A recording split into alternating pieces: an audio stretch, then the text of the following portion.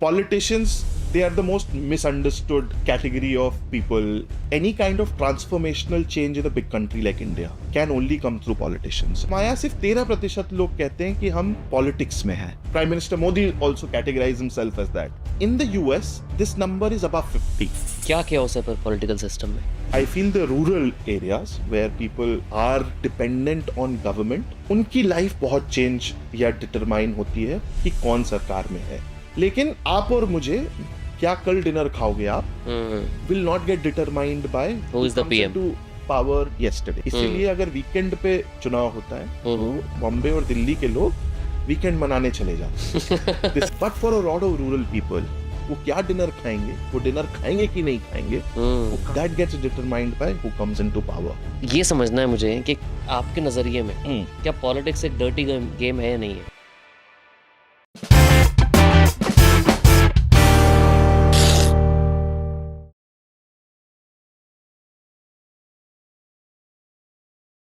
विनेश जी, कैसे हैं आप? मैं ठीक हूँ नितिन, आप बताएं. सब बढ़िया. एक तो पहले तो बहुत बहुत थैंक यू आने के लिए, बिकॉज मुझे पता है कि आपको इतने लोग रीच आउट करते हैं आने के लिए, इतने मीडिया चैनल्स रीच आउट करते हैं, क्योंकि आईपैक पॉलिटिकल कंसल्टिंग में तो पाइनियर है पूरे कंट्री में, not just country but world wide आपका नाम लिया जाता है कि जो भी पॉलिटिकल कैंपेन हो रहा है इसके बिहाइंड द बैक जो बैकबोन होती है, जो कैंपेन्स किए जाते हैं, जो कंसल्टिंग दी जाती है पॉलिटिकल पार्टीज़ को, वो सब आप पूरा का पूरा प्लान करते हैं. Thank you for having me Nitin. मतलब आई मीन ऑफ कोर्स बहुत सारे लोग रीच आउट करते हैं, बट देन आपका प्लेटफॉर्म एक वैसा प्लेटफॉर्म था where I think the kind of crowd we would like to explore and speak to, that is the perfect platform we thought at least यहाँ पे आके बात की जा सकती है.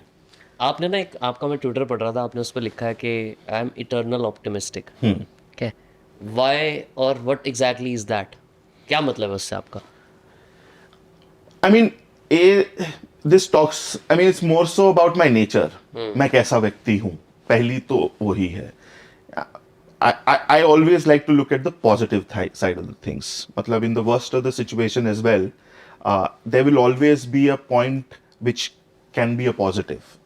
So that is what, when I personally understand it or what it personally means to me.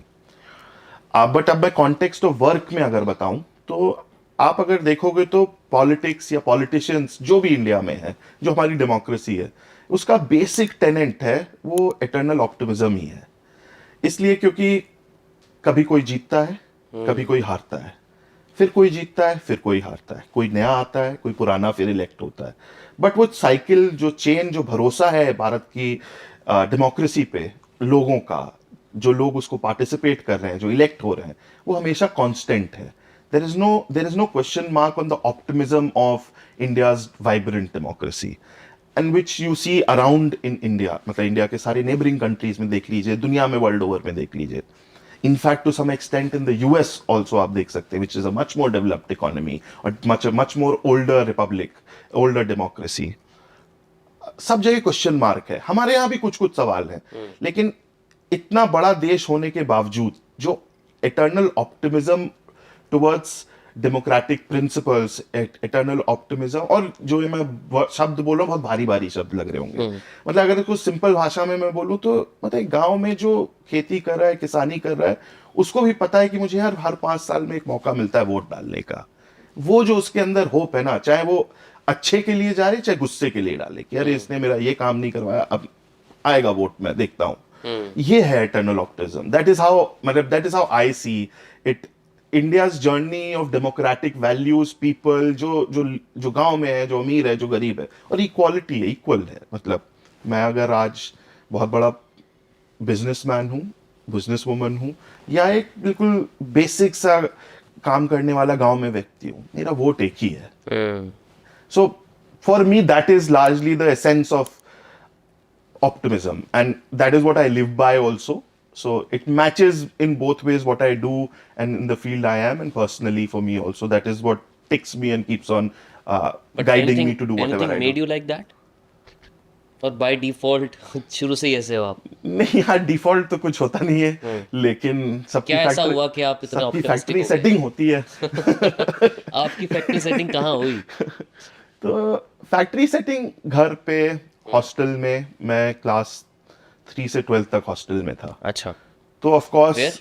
इन जबलपुर, मैं मध्य प्रदेश से आता हूँ, वहीं पे मैं हॉस्टल में था। I come from a place called Umaria, छोटा कस्बा है मध्य प्रदेश में, वहां से आता हूँ। तो पढ़ने के लिए आपको वहाँ सुविधा नहीं थी, तो पेरेंट्स ने तीसरी कक्षा से हॉस्टल में भेजा। तो आप ये कहिए मेरी फैक्ट्री सेटिंग वहीं से चालू हुई। लेकिन आप जो कह रहे हैं, of course to some extent इस काम में आने के बाद probably this has grown much more. I found more meaning in what I do. So my belief into this optimism is something which has ever grown only. घटा नहीं है, बढ़ा ही है। जितना भी मैंने देखा है, बहुत सारे naysayers, बहुत डिफिकल्टी, अप्स एंड डाउन्स, मतलब ये जो काम भी करते हैं, मतलब समझाना ही बहुत मुश्किल है किसी को कि क्या करते हो आप, मतलब पेरेंट्स को ही समझा पाना बहुत मुश्किल है। अब समझा दो हमें कि एग्जैक्टली करते क्या हो आप। दुनिया को अगर आपको बताना हो कि आईपैक जो आपकी कंपनी आपने शुरू की क्या करती है वो। यार क्या करती है, मतलब हम, firstly I would like to say IPAC as a company, as an organization, as a platform is a work in progress. मतलब पहले तो वर्क इन प्रोग्रेस है, 10 साल हुआ है करीब करते हुए जो भी कर रहे हैं आप। We help politicians, political parties, leaders in creating a value और creating a system for them, जहां पे जो भी चुनाव या इलेक्शन से रिलेटेड चीज है उसमें जितनी भी ज्यादा हम हेल्प कर सकते हैं वो हम करते हैं, and that is a 360 degree help. Generally the misconception about IPAC organisation like ours is कि ये सोशल मीडिया वाले लोग हैं, इनको सोशल मीडिया आता है, बट आवर वैल्यू और our USP is working on the grass roots. वो समझ डेवलप करना, ग्रास रूट्स की understanding, and as a force multiplier काम करना किसी भी पॉलिटिकल पार्टी या लीडर के लिए।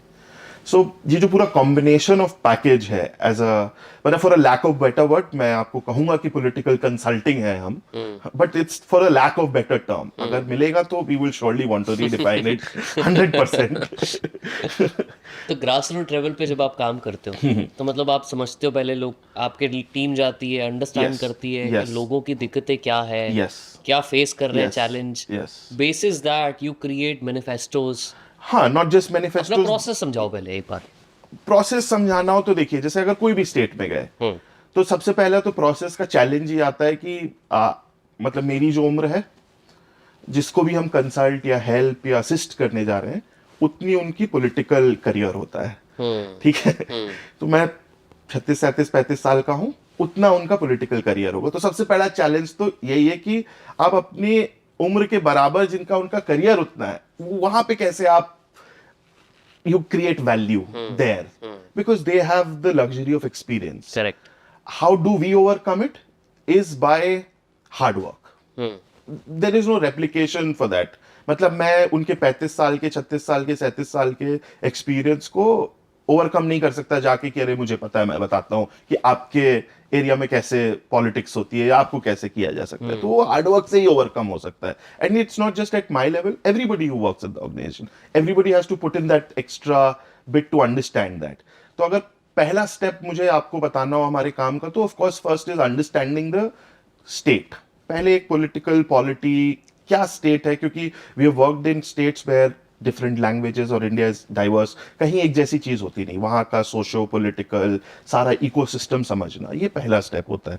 ऑफ कोर्स टीम जाएगी ग्राउंड पे, समझने की कोशिश करेगी, you we use modern tools of survey, understanding. So ये सारी चीज कॉम्बिनेशन है, पहले तो समझ डेवलप करना होता है, फिर उसके बाद आप जो भी आपकी पार्टी या लीडर जिनके साथ आप काम कर रहे हो, उनको आपको एक सोल्यूशन फ्रेमवर्क या कहिए किसी तरीके का एक प्रॉब्लम स्टेटमेंट आपको दिखाना होता है कि ये समझ में आया है हमको, ये जनता की प्रॉब्लम है। हाँ जनता की प्रॉब्लम है, ये पार्टी की आपकी प्रॉब्लम है, क्योंकि सिर्फ जनता ही की प्रॉब्लम जरूरी नहीं है, ये पार्टी की भी आपकी प्रॉब्लम है, इस तरीके के लोग ठीक नहीं है, ये ठीक है, etcetera. May be this is, it could also include कि एज अ लीडर कोई चीफ मिनिस्टर है, कोई प्राइम मिनिस्टर है, तो उनका परसेप्शन क्या है लोगों के में, मतलब we act as a independent feedback mechanism. तो पहले तो वो समझ डेवलप करके वो एक फ्रेमवर्क बनाना कि ये आपकी 5 दिक्कतें समझ में आ रही हैं, फिर उसके बेसिस पे एक स्ट्रैटेजी बनाना, जिसके जो generally we take up campaigns which are 1.5-2 years before the elections. तो उसके बेसिस पे एक लॉन्ग टर्म स्ट्रैटेजी बनाना कि भाई ये 5-7-10 चीजें समझ में आ रही हैं जो ठीक करनी होंगी हमको, if we go into re-election, which places you in the best possible situation to come back into power if you are an incumbent. आप चैलेंजर हो तो उस हिसाब से आप देखोगे वहां जाके कि भाई क्या ऐसी चीजें हैं जो आप बोलिए, क्या ऐसी चीजें हैं जो लोग आपसे सुनना चाहते हैं, which can challenge the current incumbent and you can replace them.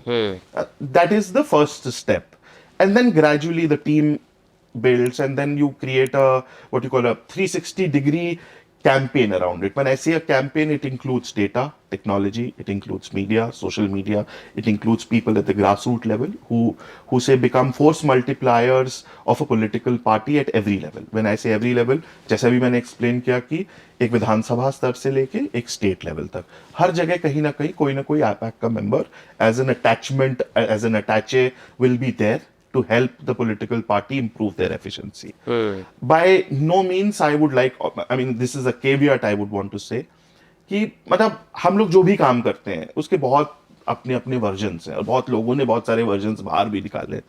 I think we are at maximum work on margins. मतलब हम पॉलिटिशियन नहीं है, we are people who help them to improve their system, to improve, see what little improvement can come from efficiency of professionals like us. That is what our job is. We are force multipliers. मतलब हम वो हैं जो कह लीजिए आपकी मतलब political ecosystem को आप देखोगे तो केओस है, थोड़ा सा ऑर्डर लाने की कोशिश करते हैं केओस में, और वही डिफरेंस होता है हमेशा हार और जीत में. That is what in summary we do. क्या केओस है पर पॉलिटिकल सिस्टम में? अभी केओस की बात कर रहे हैं हम. अनऑर्गेनाइज्ड है. मतलब जैसे say for example it's not a company where everybody has to punch in at 9 and punch out at 5 p.m. It's a amalgamation of people जो किसी belief, किसी ideology, किसी leader उससे जुड़े हैं. कोई किसी का employee नहीं है वहां पे. So वो अपनी स्वेच्छा से जुड़े हुए लोग हैं, and because they feel that they can contribute, and this is from a village level to a state level or to at the national level. So automatically when you have such a large collection of people who are bound by different things, some are bound by ideology, some are bound by because they see a particular leader and they like it, maybe at a state level, some are only bound because they feel that this party, what kind of work they do, or this leader, what is that they've given to them, इसलिए उनके से जुड़े हुए हैं. कई इसलिए जुड़े हुए हैं क्योंकि उनके परदादा या फैमिलीली उनसे जुड़े थे, तो उनको कुछ उसके बियॉन्ड सोचना नहीं है कि नहीं हमारे पिताजी, हमारे ग्रैंडफादर, हमारे उनके सारी पुश्ती ने इनको वोट दिया था तो इसलिए हम जुड़े हुए. तो सबका अपना अपना रीजन है. जैसे ही आप एक स्ट्रक्चर में लेके आते हो लोगों को, तो सबसे बड़ा केओस तो यही क्रिएट होता है. और इस केओस में काम करना, इस केओस में एफिशिएंसी लाना, किसी भी पॉलिटिकल पार्टी, किसी भी पॉलिटिकल लीडर या कोई भी जो सिस्टम में काम करेगा, it will be a challenge. It's still organised, but it's not organized to a level where one can say that 100% efficiency or say maximum efficiency is improved. So when people like us go, or professionals work with politicians or political leaders or political parties, that is what we try to do. थोड़ा उन्हीं की समझ को बेहतर बनाने की कोशिश. मेरी समझ किसी चीफ मिनिस्टर से उसके स्टेट के बारे में ज्यादा नहीं हो सकती, बट उनकी समझ को कैसे बेहतर यूज कर सकता हूँ.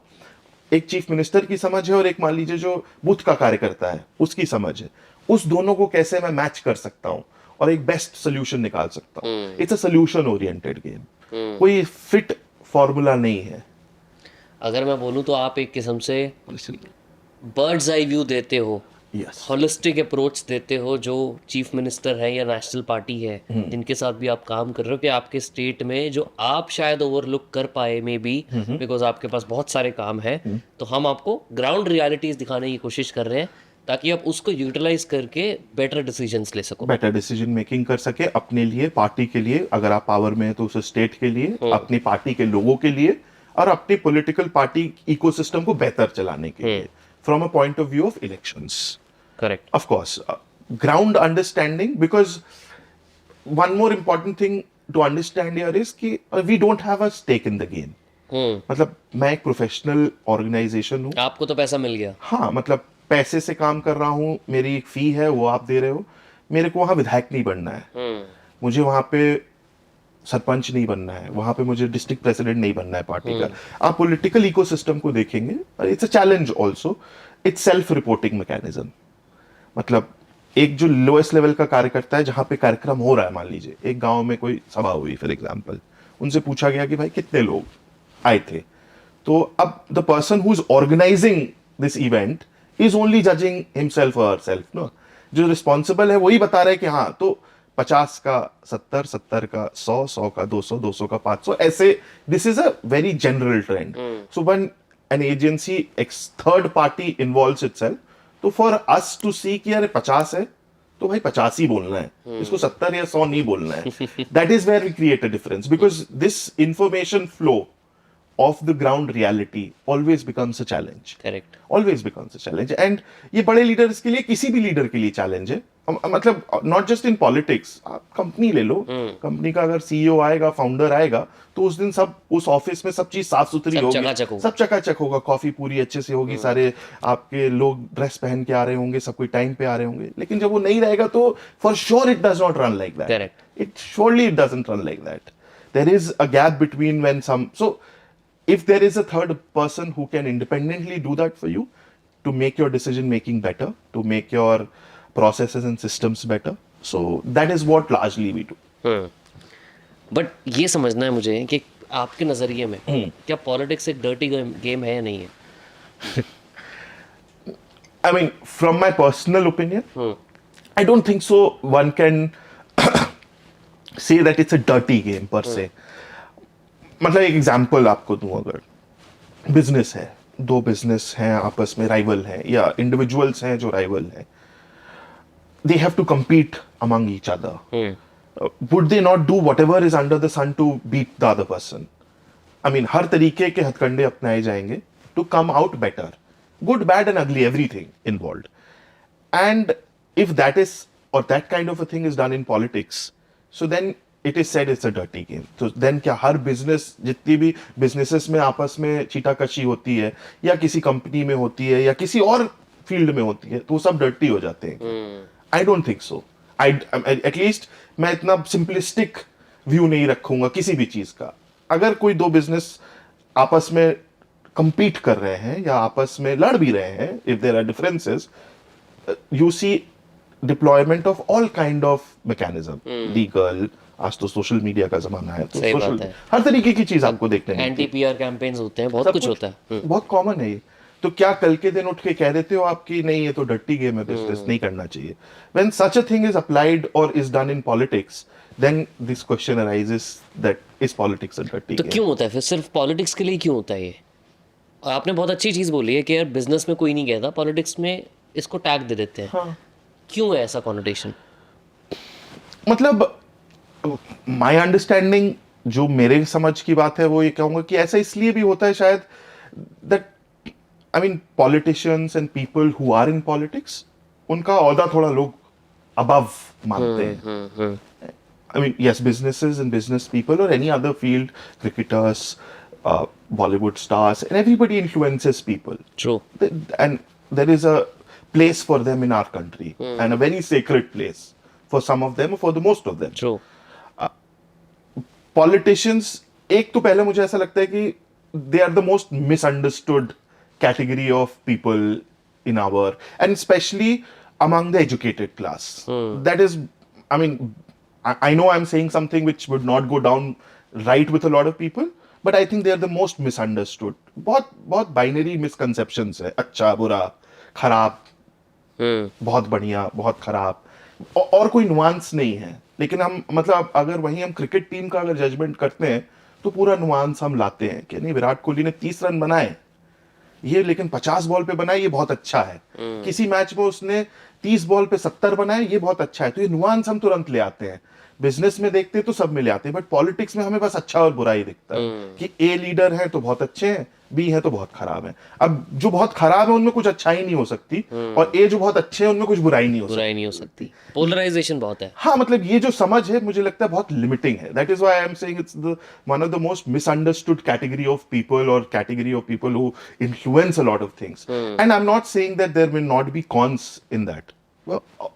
I mean, there will be a lot of things which will be wrong, and there could be a lot of things which one can point and say कि भाई ये गलत है, ये गलत है, but so in other fields as well. But because उनका power या उनका स्टेचर इतना बड़ा है, Exactly. और पब्लिक आई में वो ज्यादा डील करते हैं Exactly. Day to day basis पे, Exactly. That there even minute flaws Exactly. Get to To मतलब इतने बड़े लेवल पे दिखाई दे जाते हैं। exactly. कहाँ खाने जा रहे हैं, किससे बात कर रहे हैं, किससे मिल रहे हैं, किसकी पूजा कर रहे हैं, इंसान है तो खाना तो खाएगा ना भाई। किसकी पूजा कर रहे हैं. All of this is under public scrutiny. All of this, and there is a motive attached to it.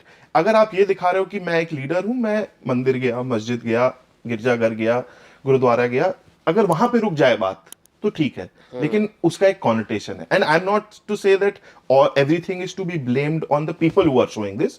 There is a part of that blame also is on the political set of people, but they are always kept in this high regard. There is a lot of hope attached to it. That is why I think there is a lot of this kind of scrutiny and this binary understanding कि अच्छे तो वो बुरे. मतलब कोई दोनों अच्छे नहीं हो सकते. And probably I think as our democracy और हम थोड़े और इवॉल्व होंगे और थोड़ी समझ आएगी और थोड़े बेहतर लोग आएंगे who are relatable to us, then possibly I think this will change and hopefully this should change. But do you think professionals, people like हम CEOs की बात कर रहे हैं, right? You think people like them are now getting into politics or more eager to get into politics? Have you seen the trends changing? Yes, there is a certain trend change for sure. Not just people entering into politics, but among the youth, people interested to be participating in politics. But what triggers them? I mean, triggers could be multi-level. I mean, ultimately, this is what my understanding is. Any kind of transformational change in a big country like India can only come through politicians and their will. Transformational. मतलब सब कोई every field can contribute and is contributing. But in a transactional way. In a very transactional way. But transformational change अगर लाना है आपको, तो वो तो एक कोई politician या political class led होगा, तो बहुत तेजी से बहुत जल्दी होगा. चाहे अच्छे के लिए हो चाहे बुरे के लिए हो. I'm not saying कि सब अच्छे. Outcome तो बात की बात है. Outcome तो बात की बात है. But वो अगर किसी को भी लाना है, तो वो वहीं से आता है. मतलब आप बिजनेस चला लीजिए, आप क्रिकेटर हो लीजिए, आप कुछ भी हो लीजिए, you can be in any field and you will have huge influence. But I think जो ट्रांसफॉर्मेशनल चेंज लोगों के जीवन को बेहतर करना या बुरा करना, जो भी whoever chooses what, वो तो एक पॉलिटिकल कमान जिसके हाथ में, वो बात अलग है. हाँ, जिसके हाथ में कमान है, डेमोक्रेसी की यही ब्यूटी है, वो बहुत चेंज ला सकता है.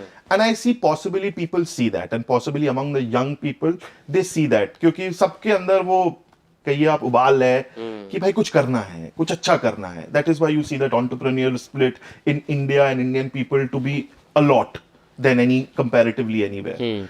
And I am sure there is a section of people within that only जो चाहता है कि यार कुछ करे, कंट्रीब्यूट करे, अपने आसपास के लोगों के लिए कंट्रीब्यूट करें. And probably they see politics as a और being in politics as one of the ways of doing it. और आपने प्रोफेशनल्स की बात करी इन पॉलिटिक्स, तो that trend of course is changing. मतलब just to give you a basic understanding, अभी current हमारी जो लोकसभा है उसमें करीब 30% जो हमारे एमपीज हैं, उन्होंने अपना प्रोफेशन एग्रीकल्चर या एलाइड उसमें रखा है. कि मतलब 30% लोग उसमें, 15% के आसपास लोग हैं I think who say that they are from business. अच्छा. From the field of business. 13-14% लोग हैं जो अपने आप को एज अ सोशल वर्कर और एज अ पॉलिटिकल एक्टिविस्ट कहते हैं. 6% हैं जो अपने आप को लॉयर या उनके पास लॉ की डिग्री है, उन्हें कभी लॉ प्रैक्टिस किया हुआ. And then there is a further division. So from that point of view, and now if I draw comparison to say a US Congress, वहां पे 30% ऐसे लोग हैं जो अपने आप को कैटेगराइज करते हैं एज पीपल और आर आइदर फाउंडर्स और big executives of companies, corporations who have run companies, who have done that kind of work. मतलब जो नंबर 15% है इंडिया में, वो यूएस में 30 है. हाँ, वहां पे भी 2 हैं, वहां पे भी हाउस ऑफ रिप्रेजेंटेटिव्स और सेनेट है. दोनों का एवरेज आप मिला लोगे तो 30% के पास आएगा. वो डबल हो गया ना. डबल हो गया. इसमें एक इंटरेस्टिंग बात सबसे ज्यादा ये है कि हमारे यहाँ सिर्फ 13% लोग कहते हैं कि हम सोशल वर्कर हैं या पॉलिटिक्स में हैं. सिर्फ 13. In the US, this number is above 50. अच्छा. Because this is what my understanding is, that probably the recognition of politics as a profession is much more higher in a developed economy or in a developed country like the US as compared to India. इन 13% जो मैं बोल रहा हूँ, जो अपने आप को social worker या करियर पॉलिटिशियन कहते हैं, उसमें Prime Minister Modi also categorized himself as that. But there are still, say, about 80% of the people who are from different fields. जो अपने आप को एग्रीकल्चर में कह रहे हैं, मेडिसिन में कह रहे हैं, which is not incorrect, which is correct also because that is what they feel. But the recognition of the fact that politics can be as a career be recognized in a country like India, that's a huge difference. But perception में भी फर्क है कि जैसे India में बोला कि यार यहाँ पे लोग बहुत पोलराइजेशन तरीके से सोचते हैं कि पॉलिटिशियन बैड है, एग्जाम्पल की बात कर रहा हूँ. क्या यूएस में अभी आपने, क्योंकि ये नंबर 50% है, आपने बोला भी कि क्योंकि वहाँ पे करियर को as a politics career respect माना जाता है. हाँ, क्या ये परसेप्शन लोगों के माइंड में है कि वहाँ थोड़ा रिस्पेक्टेबल जॉब माना जाता है उसको? मुझे लगता है अभी भी ये मैं नहीं कहूंगा कि वहां ज्यादा रिस्पेक्टेबल माना जाता है या यहाँ ज्यादा रिस्पेक्टेबल माना जाता है. I think both, if I were to equate, I think both places will be equal. वहां ज्यादा प्रोफेशनल माना जाता है. It's a job you are doing. Here it comes from a process of social service. It's a service कि अगर आप किसी भी पॉलिटिकल पार्टी या लीडर, बड़े लीडर उनको सुनेंगे तो उनका जो बेसिक टेनेंट रहेगा कि ये तो सोशल सर्विस है. Or difference in a developed economy like US would be that they will say this is a job. We are working. We are working for the country. And in India, of course, there is a tenet of that, but overarching theme हमेशा ये रहेगी कि यार ये तो social service, आपका लिए भला कर रहे हैं. हाँ, ये तो भला का काम है. इससे थोड़ी ना पैसे बनते हैं, इससे थोड़ी ना मेरा कोई घर चलता है. And that is how I think, and gradually I think the perception is changing in India. ऐसा नहीं है कि चेंज नहीं हो रहा है, but of course there are miles to go for that. But क्यों डिफरेंस है ऐसा? मतलब यूएस में अगर लोग इस चीज को प्रोफेशन की तरह देखते हैं वर्सेस इंडिया में लोग इसको थोड़ा सोशल सर्विस के एंगल से देखते हैं, ऐसा डिफरेंस ऑफ ओपिनियन या परसेप्शन क्यों है? आई थिंक जो हमारे बेसिक टेनेंट्स रहे हैं of democracy, of republic, how we have been born and what is, it's always based on, and it's not that is not in the US or any other country for that fact of matter.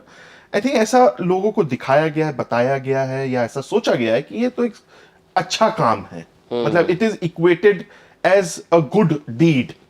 Being in politics, being of service to people is of good deed. Although as a job, it's like a very socialistic thing to say.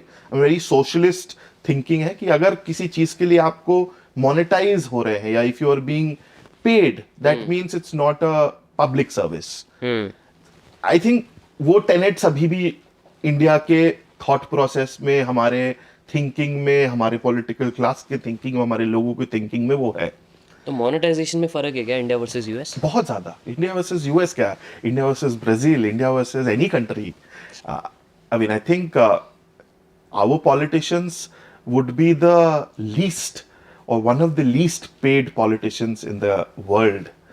I mean, just to give you a very small example, BRICS की हम बात करते हैं, BRIC nations हैं, developing economies and developed economy, Brazil, Russia, South Africa, India. So, इनके ही comparison में, India is the biggest economy among all of this, at least the BRICS nations. Correct. Most of the parliamentarians, the member of parliaments in their respective countries, are at least paid double or triple the amount what an Indian parliamentarian makes today. After purchasing power parity adjustment. हाँ, मतलब कैसे भी देख लो आप, कैसे भी देख लो, however you want to do. क्योंकि लोग इस पे कमेंट कर देंगे यार, आप तो डॉलर को इंडिया से कंपेयर कर रहे हो. बिल्कुल नहीं कर रहा हूँ, और वैसे भी किसी भी ब्रिक्स नेशन में डॉलर नहीं है. मतलब जस्ट बिल्कुल कॉन्टेक्स्ट की बात कर रहा हूँ. बिल्कुल पैरिटी पावर आप देख लो, जो पीपीपी के हिसाब से देख लो, कैसे भी देख लो आप, तो भी वो डबल है, डबल ट्रिपल होगा आपको. ये आप मतलब anybody can go and check that data and find that out. It's not a secret, it's something which is out in the open, but it's not enough talked about, it's not enough discussed about. अब अगर मैं US से compare करूं, एक छोटा सा और example, US में एक सेनेटर को या एक पार्लियामेंटेरियन को जो हाउस ऑफ रिप्रेजेंटेटिव में बैठता है, उसको कम से कम 15 से 17 अपने साथ ऑफिस स्टाफ रखने का अपॉर्चुनिटी है, या कहीं ना कहीं कवर्ड है वो cost, because they feel that for their MPs और their representatives to work better और serve the people better, that is something which is basically is the basis requirement of वो है. हमारे यहाँ एक मीगर एक जन का शायद आप उठा के देखेंगे उनका, तो आई थिंक 60 या 70 हजार रुपए हमारे एक एमपी को अलॉटेड होता है for the assistant or any kind of help which they seek. So I feel it. Yes, of course. If you look it from outside, we do. There is a lot of perks which every Indian parliamentarian gets. There's no denying about that. But ये सब चीज आप include कर दो, तो भी I don't think so. They are consummated, or I mean, they are given the right amount, or it should, or it forces or makes people think it as a career. मतलब वो हमेशा उसी तरीके से देखा जाता है कि ये तो मिल रहा है आपको क्योंकि आप भलाई कराई में अब इससे ज्यादा आप क्या लोगे. It's not seen as a job. It's seen more like a charity It's income. more of a charity income. और I empathize with that at least. और ये मैं किसी एक पार्टी या किसी का आइडियोलॉजी नहीं, सबकी है. It's a common issue across all. India का एक एमपी करीब 18 से 20 लाख लोगों को रिप्रेजेंट कर रहा है. इनफैक्ट इससे ज्यादा ही होगा. अगर उसे मिलना भी है इसके एक सर्टेन परसेंटेज से, उसकी पार्लियामेंट जो है वो मतलब 200-300 किलोमीटर के रेडियस में फैली हुई होगी. उसको एक कोने से दूसरे कोने में जाने में लार्जली स्पीकिंग 2 से 3-4 घंटे लगेंगे. इससे मिलना भी है. सो is that some, I'm not saying it's good or bad. What I'm saying is this is a question we should ask and people should know कि क्या ये सही है. अगर कोई कंपनी को ये करना होता तो सही क्या, छोड़ो पॉसिबल भी है. हाँ, तो क्या ये कंपनी इस पे नंबर लगा पाती कि हाँ यार ये जो दे रहे हैं ना एकदम सही है. 50,000 60,000 या 1 लाख रुपए में आप घूम सकते हो, अपने लोगों से मिल सकते हो, समझ सकते हो. So I think these challenges और these things are still yet to be corrected. That's what I feel. अगर ये चीजें करेक्ट होंगी या अगर होती हैं आगे in future, for sure I am sure that there will be a lot of people who will Want to get into it. into politics. I mean, since I am doing this for 10 years, the first question which people ask is कि भाई politics में जाना है तो you should have an alternative source of income. Why should that be the case in India? True. In US nobody is saying ना that you should have an alternative source of income. वरना politics कैसे करोगे? ये सबसे पहला सवाल है या सबसे पहला जवाब. कोई भी पॉलिटिशियन आप किसी से भी पूछ लीजिए, बोलेगा नहीं भाई अपना आप रहने खाने का तो व्यवस्था करके रखना, तभी इसमें जाना है, ये सब छोड़ के मत जाना. And whoever is entering, they have created that kind of opportunity, corpus or opportunity for themselves that उनके रहना खाना और एक certain lifestyle is managed. So that is a entry barrier, I feel. अगर वो well compensated हो, अगर 18 लाख 20 लाख लोगों को चलाने के लिए उनकी इच्छाएं, उनकी एस्पिरेशंस और उनको रिप्रेजेंट करने के लिए पार्लियामेंट बना है, अगर वो एक सीईओ के तौर पे ट्रीट हो एक पार्लियामेंटेरियन, तो और उसी तरीके से उसका lucrative perks हो, lucrative career option हो वो, तो क्यों नहीं लोग जाना चाहेंगे? There will be more people. But having said this, I'm still very confident there are more and more people who are wanting to do this, despite all of this. But this is just one example which comes into my mind whenever I talk about this. कि कोई भी आता है तो सबसे पहला ख्याल ये कि भाई अपना एक alternative source of income आप रख लेना यार, तभी इस चीज में कूदना. Do these MPs also feel that way कि यार ये बहुत गलत चीज़ है? ये तो आपका तो ओपिनियन मेरे को समझ में आ गया, बट क्या कलेक्टिवली एमपीज का भी ओपिनियन यही है कि भाई बहुत ये इसको ठीक होना चाहिए इस सिस्टम को? I mean, I would not say that I've spoken to anybody about this largely, but I mean it's a general sense that when we can, I mean हम बहुत खुश हैं कि हमारे businesses, हमारे startups, हमारे लोग जो startups में काम कर रहे हैं, they are earning this much of salary. Not in India, people who are managing bigger companies across the world, उनको ये salary है. अब कंपैरिजन देख लो ना, अगर इन्फोसिस है या टीसीएस है, उनके 5-6 लाख एम्प्लॉइज हैं, अब उसके सीईओ की सैलरी कितनी होगी? Exactly. वर्सेस एन एमपी जिसको 1-1.5 लाख रुपए मिल रहे हैं. 2 लाख 2.5 लाख 3 लाख आप कर लो ज्यादा से ज्यादा. तो उस हिसाब से तो बहुत कम डिफरेंस है, बहुत ज्यादा डिफरेंस है, सॉरी, बहुत ज्यादा डिफरेंस है. और सबका वहाँ एक टाइम फिक्स्ड है ना. ये कोई भी प्रोफेशनल सेटअप 7 दिन 24/7 दैट्स योर लाइफ. अवेलेबिलिटी रखनी पड़ेगी. अवेलेबिलिटी, आपने फोन नहीं उठाया तो अगली बार आपको वोट नहीं मिलेगा. आप मिले नहीं लोगों को तो आपको वोट नहीं मिलेगा. सही बात है. So that these are challenges. That is why I say it's a very misunderstood sort of politicians is a very misunderstood breed. At least in my 10 years, that is what I will say. मेरे को तो लग रहा है मैं अब 3-4 घंटे बिठाऊंगा जहाँ इतना मजा आ रहा है. मेरे को ना एक आपने कोट कहीं पे मैंने पढ़ा जी, क्या, जिसमें लिखा हुआ है कि politics is too serious matter to be left to politicians. इस पे थोड़ा बताओ क्या है ये? ये पहले तो ये कोट फ्रेंच प्रेसिडेंट थे चार्ल्स डे गॉल, उनका है, दैट्स व्हाट आई थिंक, उन्होंने बोला है शायद ये. I mean, there is a context to when he says this, and he says this in a speech and etc. Right? But अगर मैं अभी के context में देखूं तो अगर मैं उसको बिल्कुल face value पे लूं, I don't think so. But it encompasses that it should not only be about politicians deciding the fate of everything. There has to be a contribution from everyone, like participation, like people who are being governed or who are giving the power to the politicians to take decisions on their behalf should also have active participation in that. And I don't feel that in India, in Indian context at least, this statement is universally true. I don't think so. Because if you look at participation levels of our people from every strata of life, it's very high in that. Of course, it can improve. But most of the places, the people who come out to vote and participate is about 80%, 75%, above 60-75%. So उस sense में अगर आप मुझसे पूछोगे तो मुझे लगता है कि at least I would not be the one who will say कि अरे ये statement एकदम सही बोल रहा है. मतलब ठीक है, वो एक statement उनने बना दी बहुत पहले, किसी कॉन्टेक्स्ट में बोली थी, जमाने रवाने हो गए हैं वो. I don't think so that will be, I would not subscribe to that. Okay. मुझे अभी ये समझना है कि आप obviously you work at a national level also, you work at a state level also, yes, local constituencies में भी जाते हो आप, रूरल वर्सेस अर्बन भी जाते हो आप, हर चीज़ पता है आपको. एंड इनफैक्ट इवन पॉलिटिशियंस और चीफ मिनिस्टर्स और इवन द बिगर पीपल, उनसे ज़्यादा ग्राउंड रियलिटी आपको कई बार पता होती है, because you are the first people to interact and understand what's going on, right? And then you obviously collate that and you pass on that information. अगर मैं इस टाइम की एज ऑन टुडे की बात करूं एंड 10 साल पहले की बात करूं, जब आपने शुरू किया था, आई एम श्योर आपने डिफरेंस देखा है पहले का और अब का. 100%. मुझे सिर्फ ये समझना है कि पहले रूरल इंडिया में क्या मेन मुद्दे होते थे जिसके पीछे लोग ज़्यादा पुश करना चाहते थे वर्सेस अर्बन. आज की डेट में 10 साल में रूरल वर्सेस अर्बन में क्या चेंज है? Again, You got my question. I got your question. Again, I would like to differ on the understanding of rural and urban. 10 साल पहले की भी बात करें, अभी की भी बात करें.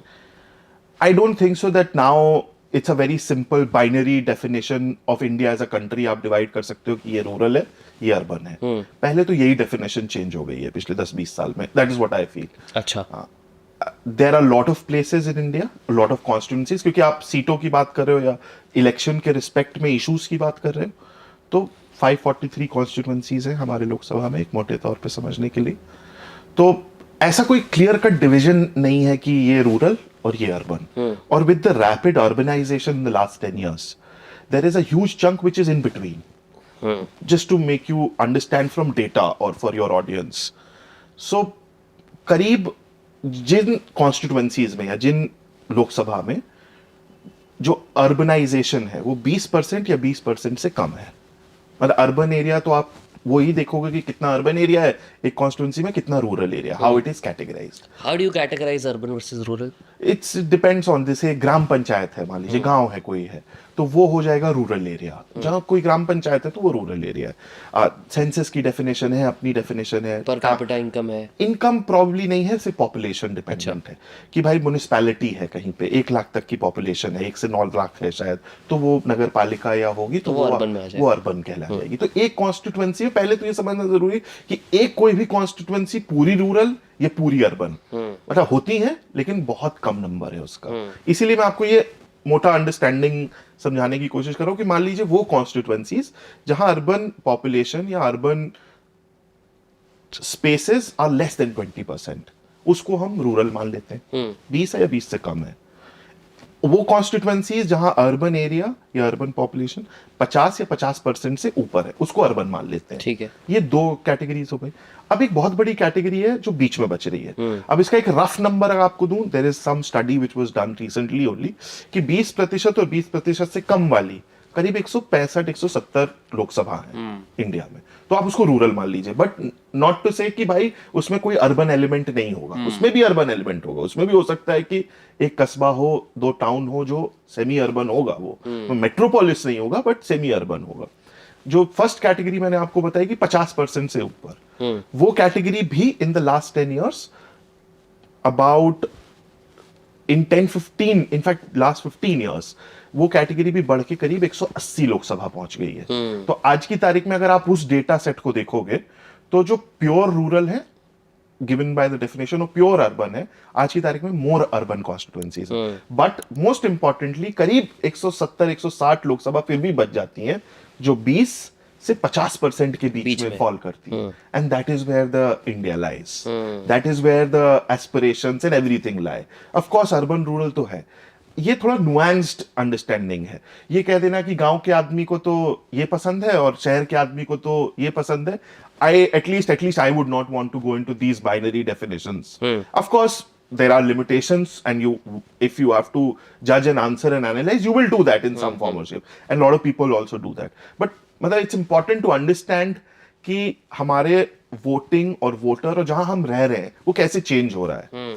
अभी बहुत सारे 160 के आसपास लोकसभा है जो आप कह सकते हो कि 20% अर्बन से लेके 50 बीच में फॉल करेगी। उसमें रूरल पार्ट भी होगा, उसमें अर्बन पार्ट भी होगा, उसमें हो सकता है कि भाई 5 कस्बे आए, टाउन एरियाज आए, नगर पालिका है, नगर पंचायत आए, म्युनिसिपैलिटीज आए, और बाकी गांव आए, ग्राम पंचायतें हैं, ये भी हो सकता है। It's a combination of specially ना कॉन्स्टिट्यूंसी। अब जब आप बात करो 18 से 20 लाख लोग एक पार्लियामेंट में हैं ऑन एन एवरेज, उससे ज्यादा ही है बल्कि ऑन एन एवरेज आप ले लो, तो ये 20 लाख लोग पूरे अर्बन में नहीं रह रहे हैं या पूरे गांव में नहीं रह रहे, क्योंकि it's also a factor of high pace of urbanization, also a factor of internal migration, कि भाई गांव से आदमी चला गया शहर पे जा रहा है। अब सब बंबई, दिल्ली, कलकत्ता, बैंगलोर नहीं आ रहा है, कोई अपने लखनऊ में भी जा रहा है, कोई बनारस में भी जा रहा है, कोई सिर्फ अपने जिले मुख्यालय पे जा रहा है।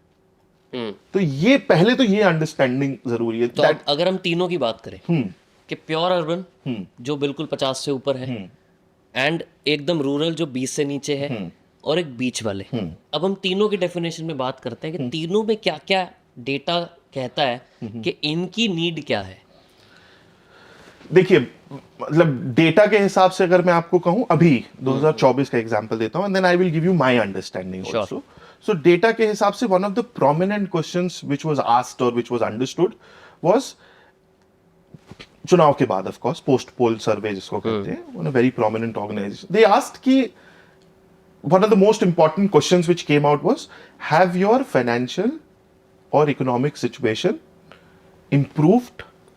सब households में, हर तरीके के households में ये पूछा गया, but it's a binary division, rural urban, मतलब रूरल में आपको कुछ अर्बन भी मिक्स मिलेगा, अर्बन में आपको कुछ रूरल भी मिक्स मिलेगा, उसी बाइनरी तरीके से देखें। उनसे पूछा गया कि भैया आपकी माली हालत या आपकी इकोनॉमिक स्टेटस पिछले 5 साल में बदला है कि नहीं बदला, इंप्रूव हुई है, जैसी थी वैसी है, कि वर्स हुई है। The only one major difference which was in the larger part of India, about 14% of the people in 2019 सेट की बुरी हुई है, वो परसेंटेज बढ़ के 18% हो गया था अभी जब 24 में उन्होंने आंसर दिया। It does not give me absolute answer, and about I think 40% on both sides, last time also and this time also, like 2019 के चुनाव के बाद जब पूछा और 2024 के चुनाव के बाद जब पूछा, तो 35 से 40% दोनों तरफ, exact number I don't remember, में जिन्होंने कहा कि हमारी स्थिति वैसी की वैसी ही है। तो अगर आप इन दोनों को ऐड कर दो तो 2024 में as compared to 2019 there were more people who felt that their economic condition either did not change or got worsened. But having said that, there was a 2% increase also where people felt that they're improved हुआ है। But अगर मैं इस data set को from a holistic point of view देखूं तो ज्यादातर लोगों को ये लगा पिछले 5 साल में कि हमारी इकोनॉमिक सिचुएशन जैसी थी वैसी ही है या और बुरी हुई है। और प्योरली बुरी के परसेंटेज में देखूं तो पिछली बार 14 के आसपास लोगों ने फील किया था, ये कहा था कि भाई हमारी इकोनॉमिक सिचुएशन इज खराब हुई है। इस बार वो परसेंटेज बढ़ के 18 हुआ है। तो ये मेरे हिसाब से this would be one primary question which is common across all three behaviors. However, having said that, आपने urban एक से कह लीजिए urban और एक कह लीजिए rural, in that definition अगर देखें, it's a good word, urban. it's a very standard term. So अगर उस definition के हिसाब से आप देखेंगे तो urban areas में this is also, I mean, at the expense of speaking in a generalized way, your basics are taken care of, largely speaking. आपको रोटी, कपड़ा, मकान, largely अगर आप बिल्कुल अर्बन पुअर जो स्लम में रह रहे हो उस पार्ट को छोड़ दे, largely आप नौकरी कर रहे होगे, धंधा कर रहे होगे, दुकान चला रहे होगे, कुछ कर रहे होगे. So your basics are ticked off, and then you will find all kind of people also who are well to do also in the urban areas. उनको उतना ज्यादा फर्क नहीं पड़ता है कि मैं प्रधानमंत्री हूं कि आप प्रधानमंत्री हैं. इन कंपैरिजन, इन रिलेटिव फर्क सबको पड़ता है, सबके जीवन में इन्फ्लुएंस तो सबका ही होगा, सबका होगा. लेकिन आप और मुझे क्या कल डिनर खाओगे आप will not get determined by who is the comes PM? into power yesterday, what was the result yesterday. Right. But for a lot of rural people, वो क्या डिनर खाएंगे, वो डिनर खाएंगे कि नहीं खाएंगे, वो काम मिलेगा कि नहीं मिलेगा, that gets determined by who comes into power in the last result. So from that point of view, I feel the rural areas where people are more dependent on government's help, assistance, whether it is job creation, whether it is food, whether it is medical facilities, whether it is education, उनकी life बहुत change या determine होती है कि कौन सरकार में है, कौन व्यक्ति है, कौन पार्टी है, किस क्या वो करेंगे उनके लिए. अर्बन एरिया में आप और मेरे जैसे लोगों को फर्क नहीं पड़ेगा. इसीलिए अगर वीकेंड पे चुनाव होता है तो बॉम्बे और दिल्ली के लोग वीकेंड मनाने चले जाते हैं. This is one of the challenges कि भाई लॉन्ग वीकेंड है तो छुट्टी पे चले गए. For a strategy we have to see कि भाई बॉम्बे में अगर लॉन्ग वीकेंड हो गया है तो यार सब तो चले जाएंगे छुट्टी के लिए, तो वोट कौन करेगा. तो ये तो dates and scheduling also are determined basis that. not basis that I will say, but then at least from a strategy point of view, this is something which is kept in mind by people like us. कि अगर बॉम्बे में पड़ गया चुनाव Sunday को या Monday को और फ्राइडे, सैटरडे, संडे, मंडे छुट्टी होगी चुनाव की, तो वो आप मान के चलोगी परसेंटेज विल गो डाउन. और आप मतलब it's publicly available data that ultra modern और से metros pole very less as compared to rural areas. So what triggers them to poll then? अगर हम बोलें कि यार हमारे को खाना पीने इससे तो अब कोई फर्क पड़ता नहीं, हम इनसे उठ गए हैं ऊपर, तो अर्बन की मैं अगर बात करूं, what motivates them to vote और what triggers them to vote? And उनकी एस्पिरेशन क्या है? I think because their basic needs is taken care वो of and पासलोस की बात करते हैं ना, वो 5 वाला हमारी वो तो हो गई. हाँ. अब हमारा तो अट्यूनमेंट वाला तो काम अभी हम नहीं कर पाएंगे, बट बीच में अभी भी है हम. correct. तो उस सेंस में अगर आप मुझसे पूछोगे तो द लॉट ऑफ फैक्टर्स, जैसे for example what is India's global stature, what is our leaders global stature, where does India stand when I travel abroad, what is the value of my passport, right, मुझे visa कितना powerful मिलता कितना powerful मिलता है. मैं ये भी generalise sense में बहुत अपर कैटेगरी ऑफ अर्बन लोगों की बात कर रहा हूँ. जो अर्बन में भी रह रहे हैं उनकी ज्यादातर की दिक्कत नहीं है, बट बहुत सारे लोगों को ये सारी चीजें ज्यादा मैटर करती हैं as compare to, because other things are not a problem for them. Correct. Other things are not. Who is religiously inclined where? Not to say that rural areas में doesn't matter, but ये सारी आप कहिए non objective चीजें. These are largely related to fame, recognition of your country, of your being, of your leader. ये चीजें ज्यादा influence करती हैं अर्बन एरियाज में as compare to rural areas. Not to say कि रूरल एरियाज में ये नहीं कर सकती, but if I were to give you a binary answer then I would say कि ये ज्यादा चीजें मैटर करेंगी as compare to in a rural area. And anything which is in between, जो सरबन की हम बात कर रहे थे, रर्बन, सर गलत वर्ड इसके बाद. उनकी अगर आप बात करेंगे तो मतलब तीन जो बेसिक टेनेंट इस चुनाव या जो भी हर चुनाव होता है, जो सबसे बड़ी प्रॉब्लम है प्राइस राइज.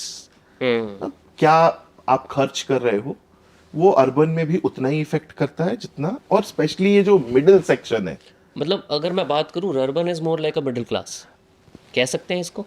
मतलब बहुत सिंपलिस्टिक होगा, मैं नहीं कहना चाहूंगा, बट हाँ मतलब आप ये कह लीजिए कि वहां उस तरीके के लोग हैं जो एस्पिरेशनली गांव में रहने के, गांव से रह के शहर की तरफ मूव कर रहे हैं, या उनके एरिया जो गांव थे वो शहर बन रहे हैं। वहां पे भी एक मॉल आ रहा है या एक होटल खुल रहा है जहां वो रेस्टोरेंट में जा सकते हैं, खा सकते हैं, जो कि पहले गांव वाले एरिया में अवेलेबल नहीं था। तो they are more aspirational in that sense. That category of people will be, I will say, the most aspirational. जिसको अच्छी नौकरी चाहिए, ज्यादा भूख है उनको। हाँ उनको भूख है, क्योंकि वो उनका शहर, उनका गांव बदल रहा है, उनके चीजें बदल रही हैं, तो उनको भी बदलना है समय के साथ। And that is where probably I will feel कि इन्फ्लेशन, क्या पैसे दे रहे हैं, मतलब मैं 10 रुपए में आलू खरीद रहा हूँ कि 50 रुपए में खरीद रहा हूँ, सबको मैटर करता है ये। मतलब गरीब को अगर 50 का है तो आलू नहीं खाएगा, अमीर है तो होगा कि उसको फर्क नहीं पड़ रहा एक सर्टेन सेक्शन को, दूसरा जो मिडिल क्लास का सेक्शन होगा वो बोलेगा यार आधा किलो ही खरीदते हैं।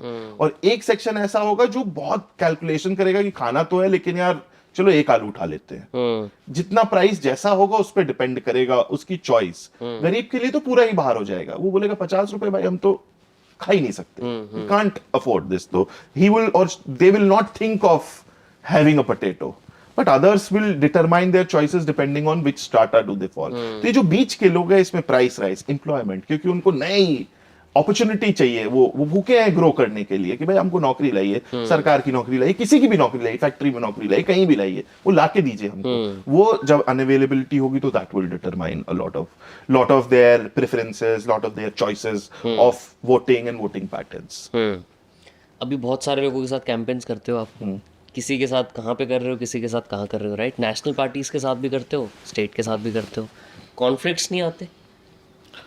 मतलब conflict in the sense that as a professional organization, we never work with the party, we never work firstly with two parties in a state. एक पार्टी के साथ अगर काम कर रहे हैं एक स्टेट में, so within that geographical boundary we will not be engaging with any other political entity at all. During the same time? Of course, during the same period. Yeah. So But that what is afterwards also, at least we have been doing this for 10 years, so we have seen couple of cycles repeat.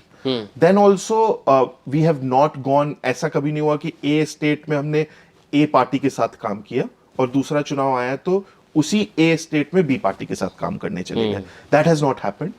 It's also largely dependent on our thinking, because this field requires you to be trustworthy, requires you to be where people can trust you, requires कि as an organization you exhibit some qualities where people can feel the confidence in you that you are not doing this just for the sake of a check.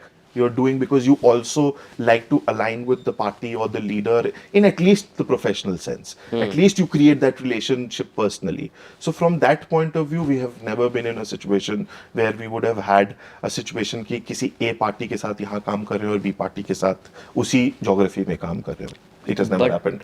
In a multi state situation, अभी हम बात कर रहे हैं कि same state में अगर दोबारा से इलेक्शन हो रहे हैं तो ऑब्वियसली आप कोशिश करते हो उन्हीं के साथ काम करो जिनके साथ लास्ट टाइम किया था. But let's say currently A party के साथ आप काम कर रहे हो हरियाणा में, जस्ट हाइपोथेटिकल सिचुएशन. अभी ए पार्टी ऑब्वियसली के साथ आपका ट्रस्ट अच्छा है, रिलेशन अच्छा है, बट बी स्टेट में दूसरे स्टेट में आपको बोलती है बी पार्टी करने के लिए, but your the other party A वाली वो आपको इन्फ्लुएंस करती है, नहीं यार मत करो. हाँ मतलब ये problem is only limited to when you are working with a national party like BJP or Congress, because they will have presence in all states. Correct. So आप ऐसा नहीं हो सकते कि INC के साथ एक स्टेट में कर रहे हो और फिर BJP के साथ दूसरे स्टेट में कर रहे हो. तो वैसा भी नहीं करते. When there is an option, we are working with regional parties. So वो they are limited in their scope and geography.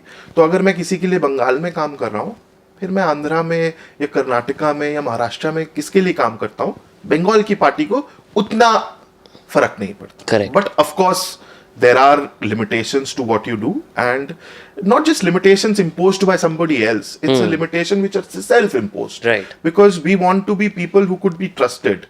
I mean, of course IPAC as an organization has been known कि we have associated ourselves or we've worked with people or in campaigns where we've created that delta of a victory or loss, whatever percentage आप जिस भी तरीके से देखना चाहो. वो तो है ही जरूरी, बट एक relationship, trust building process is also something which is very important for an organization like ours.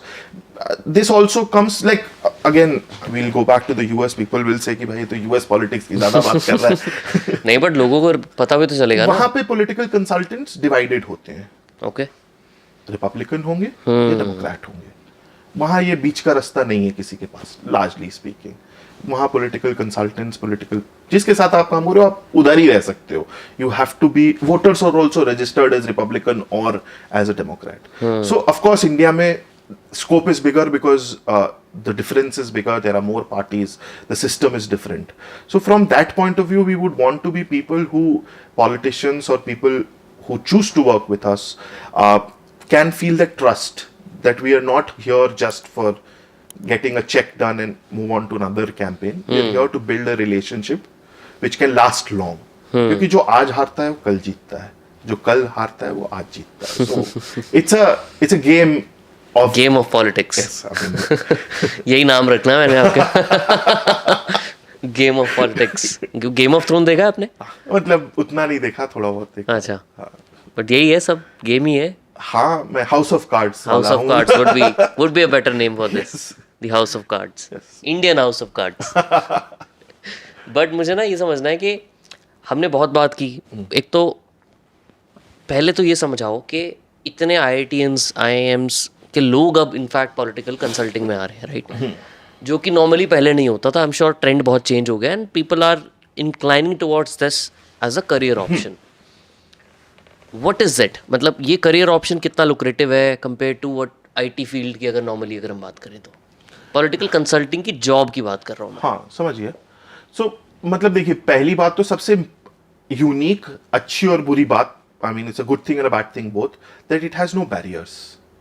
आप IIT से आए हो, IIM से आए हो, एक नॉर्मली किसी टेक्निकल यूनिवर्सिटी से आए हो, किसी गांव की यूनिवर्सिटी से आए हो, आपने इंजीनियरिंग पढ़ी है, मैनेजमेंट पढ़ा है, लॉ पढ़ा है, जर्नलिज्म पढ़ा है, ह्यूमैनिटीज पढ़ा है, कुछ भी पढ़ा है. There is not a certain stream of thing which is required for you to become a political consultant. You have to be understanding what is that you need to do. क्योंकि कोई पढ़ाई नहीं होती पॉलिटिकल कंसल्टिंग की कहीं पे. ऐसा कोई कोर्स नहीं है कि आप ये कोर्स करके आइए और आप पॉलिटिकल कंसल्टेंट बन जाइए. ऐसा कोई कोर्स नहीं है. It is learning on the job. Okay, but एक क्वेश्चन यहाँ पूछूंगा. ऐसा कोई कोर्स नहीं है, मैं मान लिया, बट क्या ऐसा आपने ट्रेंड देखा है कि जो इस बैकग्राउंड के लोग होते हैं वो जनरली अच्छा परफॉर्म करते हैं? मैं बैकग्राउंड नहीं कहूंगा, मतलब ऑफ कोर्स डिग्री. हाँ, of course people who have come from premier institutes, premier organizations, they would have a inherent advantage.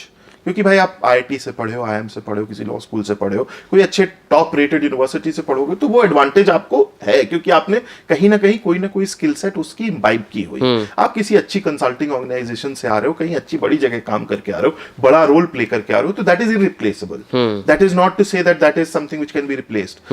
But having said that, we in our organization only we would have like thousands of people who had worked with us in the last 10 years. I will be able to tell you with authority that the people who would have not had these fancy degrees have also done really well and also are in higher positions in our organization as compared to people who may be come with fancy degrees. But not to say कि ये add value नहीं करते. That is why I'm saying कि political consulting is like a amalgamation या मोटली है इस तरीके के लोगों का, which is unique in its nature. मतलब that is what my understanding. Of course, a lot of startups also do have that, but वहाँ जर्नलिस्ट नहीं मिलेगा आपको स्टार्टअप में, और एक प्रॉब्लम स्टेटमेंट सॉल्व करते हुए 5 तरीके के डिफरेंट फील्ड के लोग नहीं मिलेंगे. एक प्रॉब्लम स्टेटमेंट एक आदमी सॉल्व कर रहा होगा या उस स्ट्रीम के लोग सॉल्व करेंगे. यहाँ पे अगर ब्लैक बोर्ड पे एक प्रॉब्लम स्टेटमेंट लिखा है कि भाई एक्स लीडर की इमेज इस तरीके से अच्छी नहीं है या ये अच्छी है, तो क्या किया जा सकता है. तो एक IIT का बंदा भी कुछ बोल रहा है, एक IIM का बंदा भी कुछ बोल रहा है, somebody who has studied in humanities from Delhi University or any good university वो भी कुछ बोल रहा है, एक लॉयर भी है, एक जर्नलिस्ट भी है, और एक जो बेसिक गांव की समझ रखने वाला व्यक्ति वो भी वहां बैठा है, वो भी बोल रहा है कि भैया इसको ऐसा किया जा सकता है. सो ये सारी चीजें जब, and that is the success, or say that is the mantra for our success, the diversity of people who try to solve one problem statement at the same time. So the chances of you going wrong reduces drastically. Your probability of getting to, or missing out an aspect of a problem statement reduces drastically, because you find such different set of people from different backgrounds, from different educational backgrounds, from different locations. कोई शहर का है, कोई गांव का है, और politics में इन सब चीज की जरूरत होती है. ऐसा नहीं हो सकता कि किसी को गांव की समझ है बस ज्यादा तो वो बहुत इंपॉर्टेंट है, या किसी को ज्यादा शहर की समझ है तो वो ज्यादा इंपॉर्टेंट है. So it requires, it's a collective effort always. कोई भी हमारे कैंपेन या जो भी हमने 10 साल में किया है, आई don't think so that anybody can and should say कि भाई ये मेरा है. It's a combination of multiple things, कि यार ये स्लोगन लिखना है, जो भी आपने हमारे स्लोगन सुने हैं, जितने भी कैंपेन के बारे में सुने, तो वो 10-20 लड़के या लोग बैठे होंगे वहां पे, 10-20, there will be 20 individuals who will be sitting, and it will have representation from all walks of life, male, female, educational, experience, कोई फ्रेशर हो सकता है, कोई एक्सपीरियंस के साथ आ सकता है, हर तरीके के लोग होंगे. So that gives the most holistic experience for anyone who comes, and that is what I will say has been the root cause or mantra for success of what we do. कुछ specific trait देखे हैं क्या आपने कि ये लोग बहुत अच्छा करते हैं पॉलिटिकल कंसल्टिंग में काम? 2 या 3 तरीके की चीजें हैं जो मुझे ऐसा लगता है. जैसे मैंने आपको पहले हमने कहा कि chaos है ये, तो your ability to function in that chaos. There are a lot of people, and not for their fault, there are a lot of people जो स्ट्रक्चर्ड तरीके से काम करने में बहुत अच्छा करेंगे. उनको आप बताइए कि, और आप कितना भी कठिन काम वो एमएनसी टाइप की कंपनीज में अच्छे कितना भी डिफिकल्ट काम करा लो आप उनसे, they will be able to do it. आप बोलो कि भाई हमको एक्स लोकेशन से वाई लोकेशन जाना है, it must be an impossible task, तुम्हारे पास 60 दिन है करने के लिए, उसको यूजुअली करने के लिए 120 लगते हो. You will find such people who will find the solution, but उनको पता है कि भाई ये 60 दिन मुझे ये काम करना है. That is one category of people. The other category of people, जिनको अगर आपने वो बोल दिया कि 60 दिन तक ये करना है, तो वो 5 ही दिन में बोर हो जाएंगे. उन्होंने कहा भाई कुछ नया लेके आओ. That kind of people who have the niche, or say the idea, or they want to do things in a very different way all the time, वो लोग ज्यादा सक्सेसफुल रहते हैं. क्योंकि आप एक बहुत chaotic environment में हो. आप क्या कर रहे हो, कहां पे क्या चीज एड अप होगी, you would not know, because your result is only going to come after 2 years when you see the result. So from that point of view, people who are agile, who are flexible in their mind, and curious in their mind, and people who can surrender, in the sense surrender to the extent that यार ये चीज हमें आती नहीं है. हाँ, मैं एक बहुत अच्छा इंजीनियर या मैनेजमेंट का बंदा हूं, मुझे ये 5 स्किल सेट्स आते हैं, भाई तुम बताओ ये 5 स्किल सेट मैं कहाँ यूज करूं. और हर तरीके के लोग, and that is how we grow, and that is how we improve. Every new person who surrenders and sees कि अच्छा ये प्रोसेस होता है यार करने का, मेरे पास ये स्किल सेट है, मैंने ये ऐप बनाया था, या मैंने ये एक चीज मेरे को आती है यार, इसको ऐसे कर सकते हैं क्या, and we are open to that kind of discussion. That is why in our teams there are no say glass ceilings of within teams. People move from teams as in wish. I mean, depending on the nature, but it's a free opportunity for people to do that.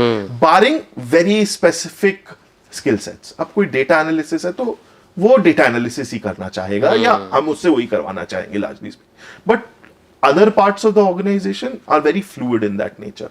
तो अगर आप मुझसे पूछोगे तो curiosity, ability to function in unstructured environment, that is the most important aspect. अगर आप में वो आपने सीख लिया है, तो फिर then you are very successful within an organization, at least in a political consultancy. Unstructured usually leads to a little bit of unstructured work-life balance also. Of course. Is that a trait that person who is getting into this expect कि यार work-life balance थोड़ा सा हिला होगा? मतलब थोड़ा सा will be an understatement. अच्छा, मैं तो फिर भी जानबूझ के थोड़ा ही बोल रहा था. हाँ, मतलब जो सच है मैं वही. हाँ. Unfortunately, the space in which we are in, it never stops.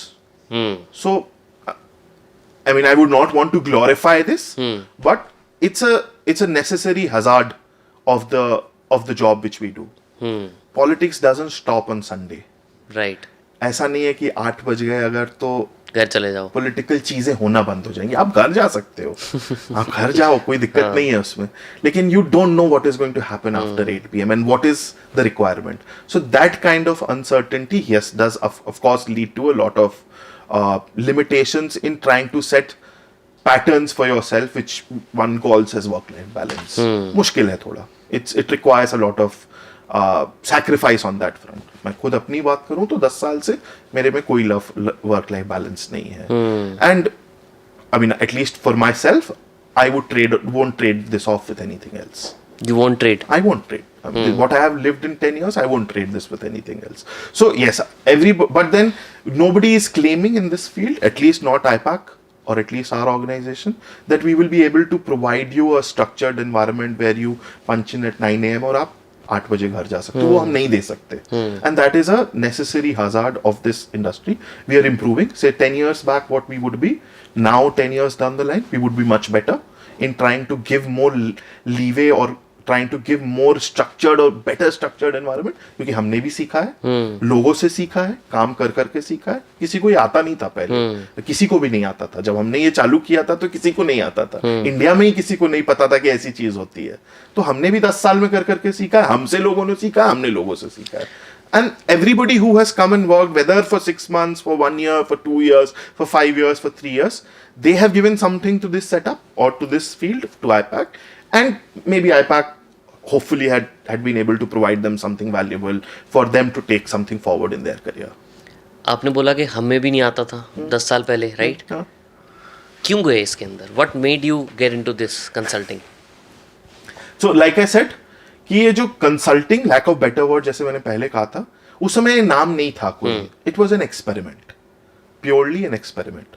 2013 के आसपास ये चालू हुआ वर्ड ऑफ माउथ से कि भाई there can be a requirement of a professional team, जो कि प्राइम मिनिस्टर, उस समय चीफ मिनिस्टर थे, वो गुजरात के हैं, वो कुछ प्रोफेशनल्स के साथ काम करना चाह रहे हैं, एंड कोई इंटरेस्टेड हो तो कर सकता है। एंड इट वाज नॉट कुछ ऐसा था नहीं, it was just word of mouth. आपने कहीं से सुना? हाँ, मतलब मेरे पीयर ने किसी And you were working?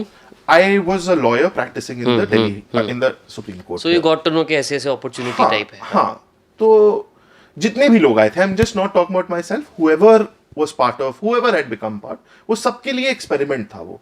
कोई अपना कंसल्टिंग का जॉब छोड़ के आया, या कोई सिर्फ सबैटिकल लेके आया, कोई हो गया कि बोर हो गया वो काम कर करके, उसने कहा कि भाई ये कुछ इंटरेस्टिंग दिख रहा है। Bottom line being that where there was a politician who was willing to give you some kind of platform for professionals to participate in it. There was nothing else apart from it. इस promise के अलावा कि भाई आप इस political affair, politics के structure में आप आके काम करिए, आपके जेब खर्च का पैसा available होगा, खाने पीने की व्यवस्था होगी, रहने के लिए छत होगी, ये 3 चीजें आपको मुहैया हो जाएंगी। रोटी कपड़ा मकान आपका इंश्योर हो गया basically। होगा। Are you interested? So most of the people, in fact everyone largely speaking, would have taken a pay cut, would have left something, say, more glorious in their career at that time, left and came. And that is how that group got created, and it included me and many others. उस group ने 2014 में जो किया सो किया, वो experiment sort of आप कह सकते हो कि सक्सेसफुल वो एक्सपेरिमेंट था, प्योरली एक्सपेरिमेंट था। अगर मुझसे कोई उस समय पूछता कि यार विनेश आप ये बताओ कि भाई आगे क्या करोगे, तो मुझे नहीं पता था। मुझे बस ये पता था कि ये जो कर रहा हूं अच्छा लग रहा है, जब ये खत्म होगा तब देखेंगे। The only idea at that time was to create और to do something interesting, and for most of the people that was the truth, and that is how this group came about. At that time it was called CAG, citizens for accountable governance. उस समय 2013 में 14 का campaign हुआ। But it was a private company. That was say a non-profit, technically speaking. Okay. CAG was a non-profit. तो इसीलिए कोई ऐसा व्यवस्था नहीं थी आपके पास, सब एक बेसिक आपका स्टाइपेंड था और आपके रहने और चलने के लिए वो था कि भाई गाड़ी अगर कहीं जाना है काम के सिलसिले में तो आप जा सकते हो। ये इतना आपका टेकन केयर ऑफ था। And then most importantly the opportunity to work in this field, that was the most important part. कोई बोर होके आ गया था, कोई सिर्फ इंटरेस्ट। कितने लोग थे? उस समय तो स्टार्टिंग में करीब 50 से 100 लोग के आसपास थे। धीरे-धीरे, हाँ, लार्जली ऑल प्रोफेशनल्स, एवरीबॉडी। मतलब उसमें आप कह सकते हो कि कोई 2 साल के एक्सपीरियंस के साथ होगा, कोई एकदम फ्रेशर ही होगा, 3 ही महीने नौकरी चालू करी, उसका बोर हो गया है, जो भी हुआ आ गया। But all usually came through referrals और network. There was no public हाँ ऐसा कहीं सब अप्लाई एक दूसरे करने की, को- हाँ उनने कहा कि यार भाई ये अच्छा है करोगे, तो किसी ने बैठा, किसी ने बताया, किसी ने कुछ किया. It's not a usual startup story कि भाई 3 दोस्त बैठे, 5 दोस्त बैठे, उनको कि ये हमारा आइडिया है, इंडिया में ये गैप है. हाँ ये गैप है, ये ऐसा कुछ नहीं था. हाँ, बहुत लोग पूछते हैं, ऐसा कुछ नहीं था. It was an experiment, what I would say, कि लोग आए और उन्होंने सरेंडर कर दिया कि भाई चलो देखते हैं, देखेंगे क्या होता है, और वैसे चालू हुआ. 2014 में बहुत मजा आया जो किया, बहुत मजा आया, लगा कि कुछ कंट्रीब्यूट किया, हमें लगा. But of course it was a huge victory, it was a watershed moment in terms of technology being used in politics, in terms of a new government, in terms of the number or a majority government in India. A lot of things changed. New power, new leader, and we also contributed in that. At least that much in terms of idea, in terms of things which happened at that time. तो ये हो गया, ये एक chapter हुआ, लगा कि हाँ भाई कुछ कंट्रीब्यूट किया. बट मतलब वो तो गंगा बह रही थी, तो सबने अपना अपना कुछ योगदान दिया. हाँ. लेकिन कुछ का कहना था कि भाई कुछ ने सिर्फ हाथ धो लिए, गंगा तो बह ही रही थी. तो for some people after that, since it was an experiment, ने कहा भाई हमें बस हो गया, इतने अच्छा, उन्होंने छोड़ दिया. बहुत सारे लोगों ने कहा, कोई सबैटिकल लेके आया, उनका नहीं भाई ये सूट नहीं कर रहा, बहुत हेक्टिक है, कहीं भी रैंडम जगह आपको रहना है, गांव में रहना है, यहाँ रहना है, वहाँ रहना है. मतलब we were literally living on the road for all the period of the time at that time. 7-8 महीने तक, 9 महीने तक सब कोई रोड पे थे. कोई यूपी में है, कोई कर्नाटका में है, कोई एमपी में है, कोई कहीं है, कोई किसी कॉन्स्टिट्यूंसी में काम कर रहा है, कोई किसी कॉन्स्टिट्यूंसी में काम कर रहा है, कोई गांधीनगर में बैठा है. तो सबको it was not like I said, it was not a structured thing, but सबको मजा आया, सबको लगा कि कुछ किया. अब उस लॉट में हम 3 ऐसे लोग थे, मैं, प्रतीक एंड ऋषि, जो जिनको ये टेस्ट अच्छा लगा, आप कह सकते हो. We found this test to be very important, और से मजा आ गया ये करके, तो लगा भाई इसी को करना चाहिए कुछ. And of course the main person और the person who was orchestrating at that time was mister Prashant Kishor, who was our mentor then. Now he is into politics. तो लगा कि यार ये सही है, इसको करें. And then came IPAC in 2015, which was a much more professional organization. Which you 3 started. Yes, the 3 of us started. Which was a professional setup, जिसमें आइडिया ही ये था कि भाई इसी काम को आगे बढ़ाना है in a more professional way. That was largely associated with a leader, with a party, with an ideology. So CAG को वहीं पे CAG बंद हो गई, क्योंकि people went and we metamorphosized into something more professional. क्योंकि वहां पे वो एक पार्टी के लिए बनी थी, एक लीडर के लिए बनी थी, एक आइडियोलॉजिकल बेंट के लिए बनी थी. We learned that probably this would, if you have to do this professionally, then it has to be bipartisan. It cannot be for a party, it cannot be for a leader. Were they okay with it कि भाई हमने तुम्हें एक किस्म से एक जरिया दिखाया? Very magnanimous in that way. आप मतलब ऑफ कोर्स अभी तक कर रहे हैं, ये कर पा रहे हैं, तो ओके ही होंगे.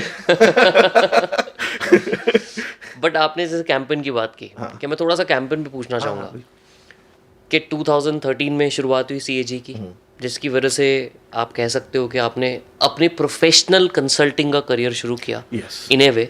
एंड 2014 में कैंपेन हुआ बीजेपी का, और ऑब्वियसली विक्ट्री हुई, right.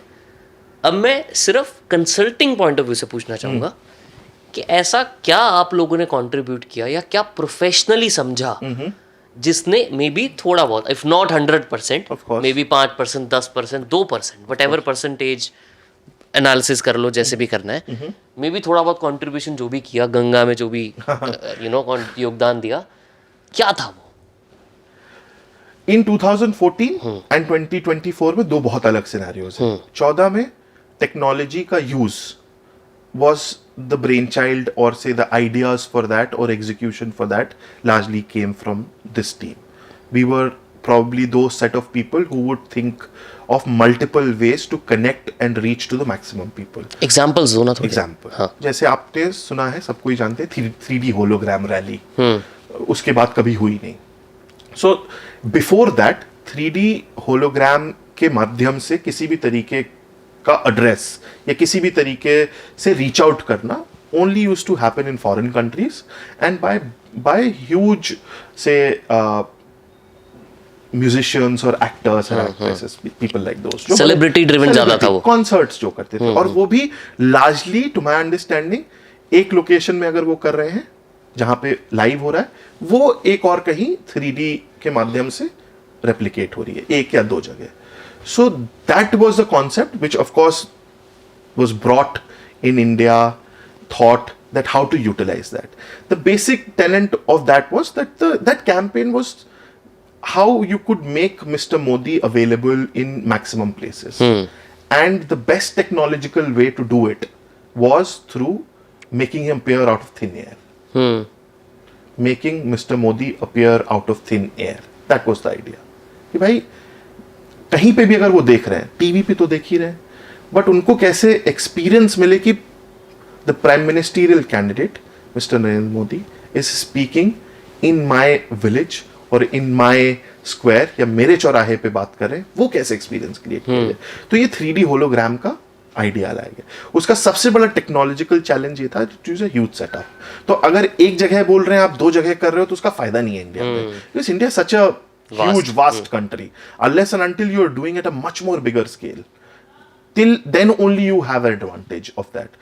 So to use that technology and to utilize that technology which can be compressed in a smaller form, which can make this event happen at 1,000 locations, 1,500 locations At the same time. at the same time, where Mr. Modi is speaking from one location, but the 3D hologramic figure of his speaking the same thing is appearing in 1,000 different locations across the country. That was the addition to execute, to finalize, to find out, and to get this done. Of course, the technology part of it, that came largely From outside. yes from outside, and it was a contribution. If I were to be pointing out the exact contribution, कि भाई ये हम लोगों ने contribute किया.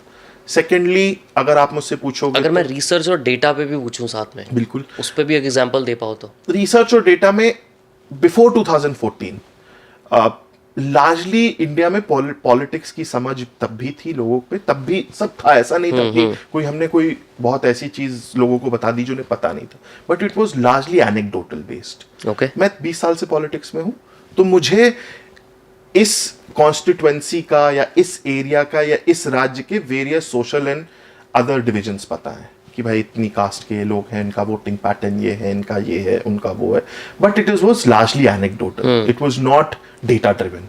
What we did was we synthesized or we put publicly available data of 6 elections previous to that election, and then we created a model which we call a retro model. Basically a model retrospectively based model, जो retrospective data पे based है, वो model create किया गया जिससे कि ये पता लगाया जा सके कि ये constituency on the basis of the retro model whether it will be categorized as safe, difficult, battleground, or easy.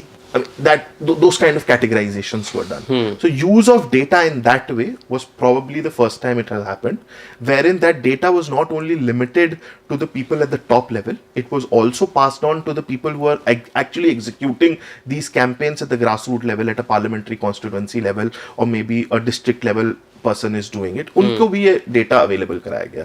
Not at a constituency level, this categorization was also done for each booth. कि एक booth जिस पे आप vote डालने जाते हो उसका pattern के हिसाब से क्या स्टेटस है आपकी पार्टी के लिए या दूसरी पार्टी के लिए. प्रिडिक्टिव एनालिटिक्स ज्यादा हो गया वहां पे. एग्जैक्टली. प्रिडिक्टिव कह लो आप या रेट्रोस्पेक्टिव कह लो. Predictive is a newer thing. उसमें उससे आपको ये पता चला कि इस एरिया का, इस रीजन का या इस कॉन्स्टिट्यूएंसी का क्या पैटर्न या बिहेवियर, क्या ट्रेंड रहा है अभी तक, so that you can determine your strategy, so that you can pinpoint your strategy depending on the retro analysis of that. So that ways there were data sets or data booklets and information which was collected in a huge way, which was provided, and we only helped people understand and get them to execute it. एक है जानकारी आपको होना कि भाई ये, but उसको एक यूज में लाना कि यार ये पता है कि भाई ये जो 3 बूथ हैं ये बैटल ग्राउंड है, तो आप उसको किसी को पता करना पड़ेगा कि क्यों बैटल ग्राउंड है और क्या किया जा सकता है कि आज से 1 महीने बाद ये हमारे लिए सेफ बन जाए. That kind of data utilization probably would have happened for the first time at such a scale in any election in India, which happened if we were to speak about data. Secondly, not a lot of people will remember, but Prime Minister Modi used to do 5 to 6 rallies in a day. So general tradition of how and where these rallies happen is largely जिनको पूरे इतने बड़े चुनावों का experience है उस पे होता था. And this also it happened, but there was a huge data input which was given from our team that how and what places should these rallies happen, in terms of creating a maximum impact across the country. Hmm larger sense उस समय पहले ये होता था कि अगर आप कोई भी व्यक्ति जो इस लेवल पे कर रहा है रैलीज, अगर उड़ के मान लीजिए वो साउथ ऑफ द स्टेट में गया है, तो साउथ के चारों स्टेट में एक एक रैली करे, फिर आ जाए. अगर उस कैंपेन में कोई भी स्पेसिफिकली देखेगा, तो there were always two parts of the country which were covered in his rallies, which logistically made it very difficult, but it was to create that impact that on every day, on at least two parts of the country, whatever he's saying, whatever he's propagating. तो अगर एक rally south में हो रही है, तो दूसरी possible है कि ईस्ट में हो रही हो या वेस्ट में हो रही हो. तो गुजरात में एक हो रही है, एक तमिलनाडु में हो रही है या कर्नाटका में हो रही है, तो दोनों जगह you are creating your presence in one day. You are not limiting your presence to just south. Again, that pattern will be repeated over the course of time. In that mapping each and every location, because you are logistically making it difficult, because आप उड़ के इधर से जा रहे हो, उधर से जा रहे हो, and not every place can land such places. So to map all of these such locations, कि कहाँ पे बड़ा प्लेन लैंड हो सकता है, कहाँ पे आपके इंडिया में वो पॉइंट है जहाँ पे बड़ा प्लेन लैंड होगा, रैली लोकेशन कितनी दूर है, what could be a possible way to reach such a rally location, whether it's going to be a helicopter, whether it's going to be by car, how it's going to happen. And at the end of the day, after completing all of these 4 or 5 events, how is he able to come back to Gandhinagar or Delhi at the end of the day, because he also used to have organizational meetings at the end of the day. So ये data का use करके, mapping करके, in 2014 was created our team had created a model in which this was used. But convince करना easy था कि मतलब क्योंकि first time हो रहा है, कोई पॉलिटिशियन और पार्टी Of course. 10-15 साल से एक ही चीज कर रहे हैं, उनको चेंज करना.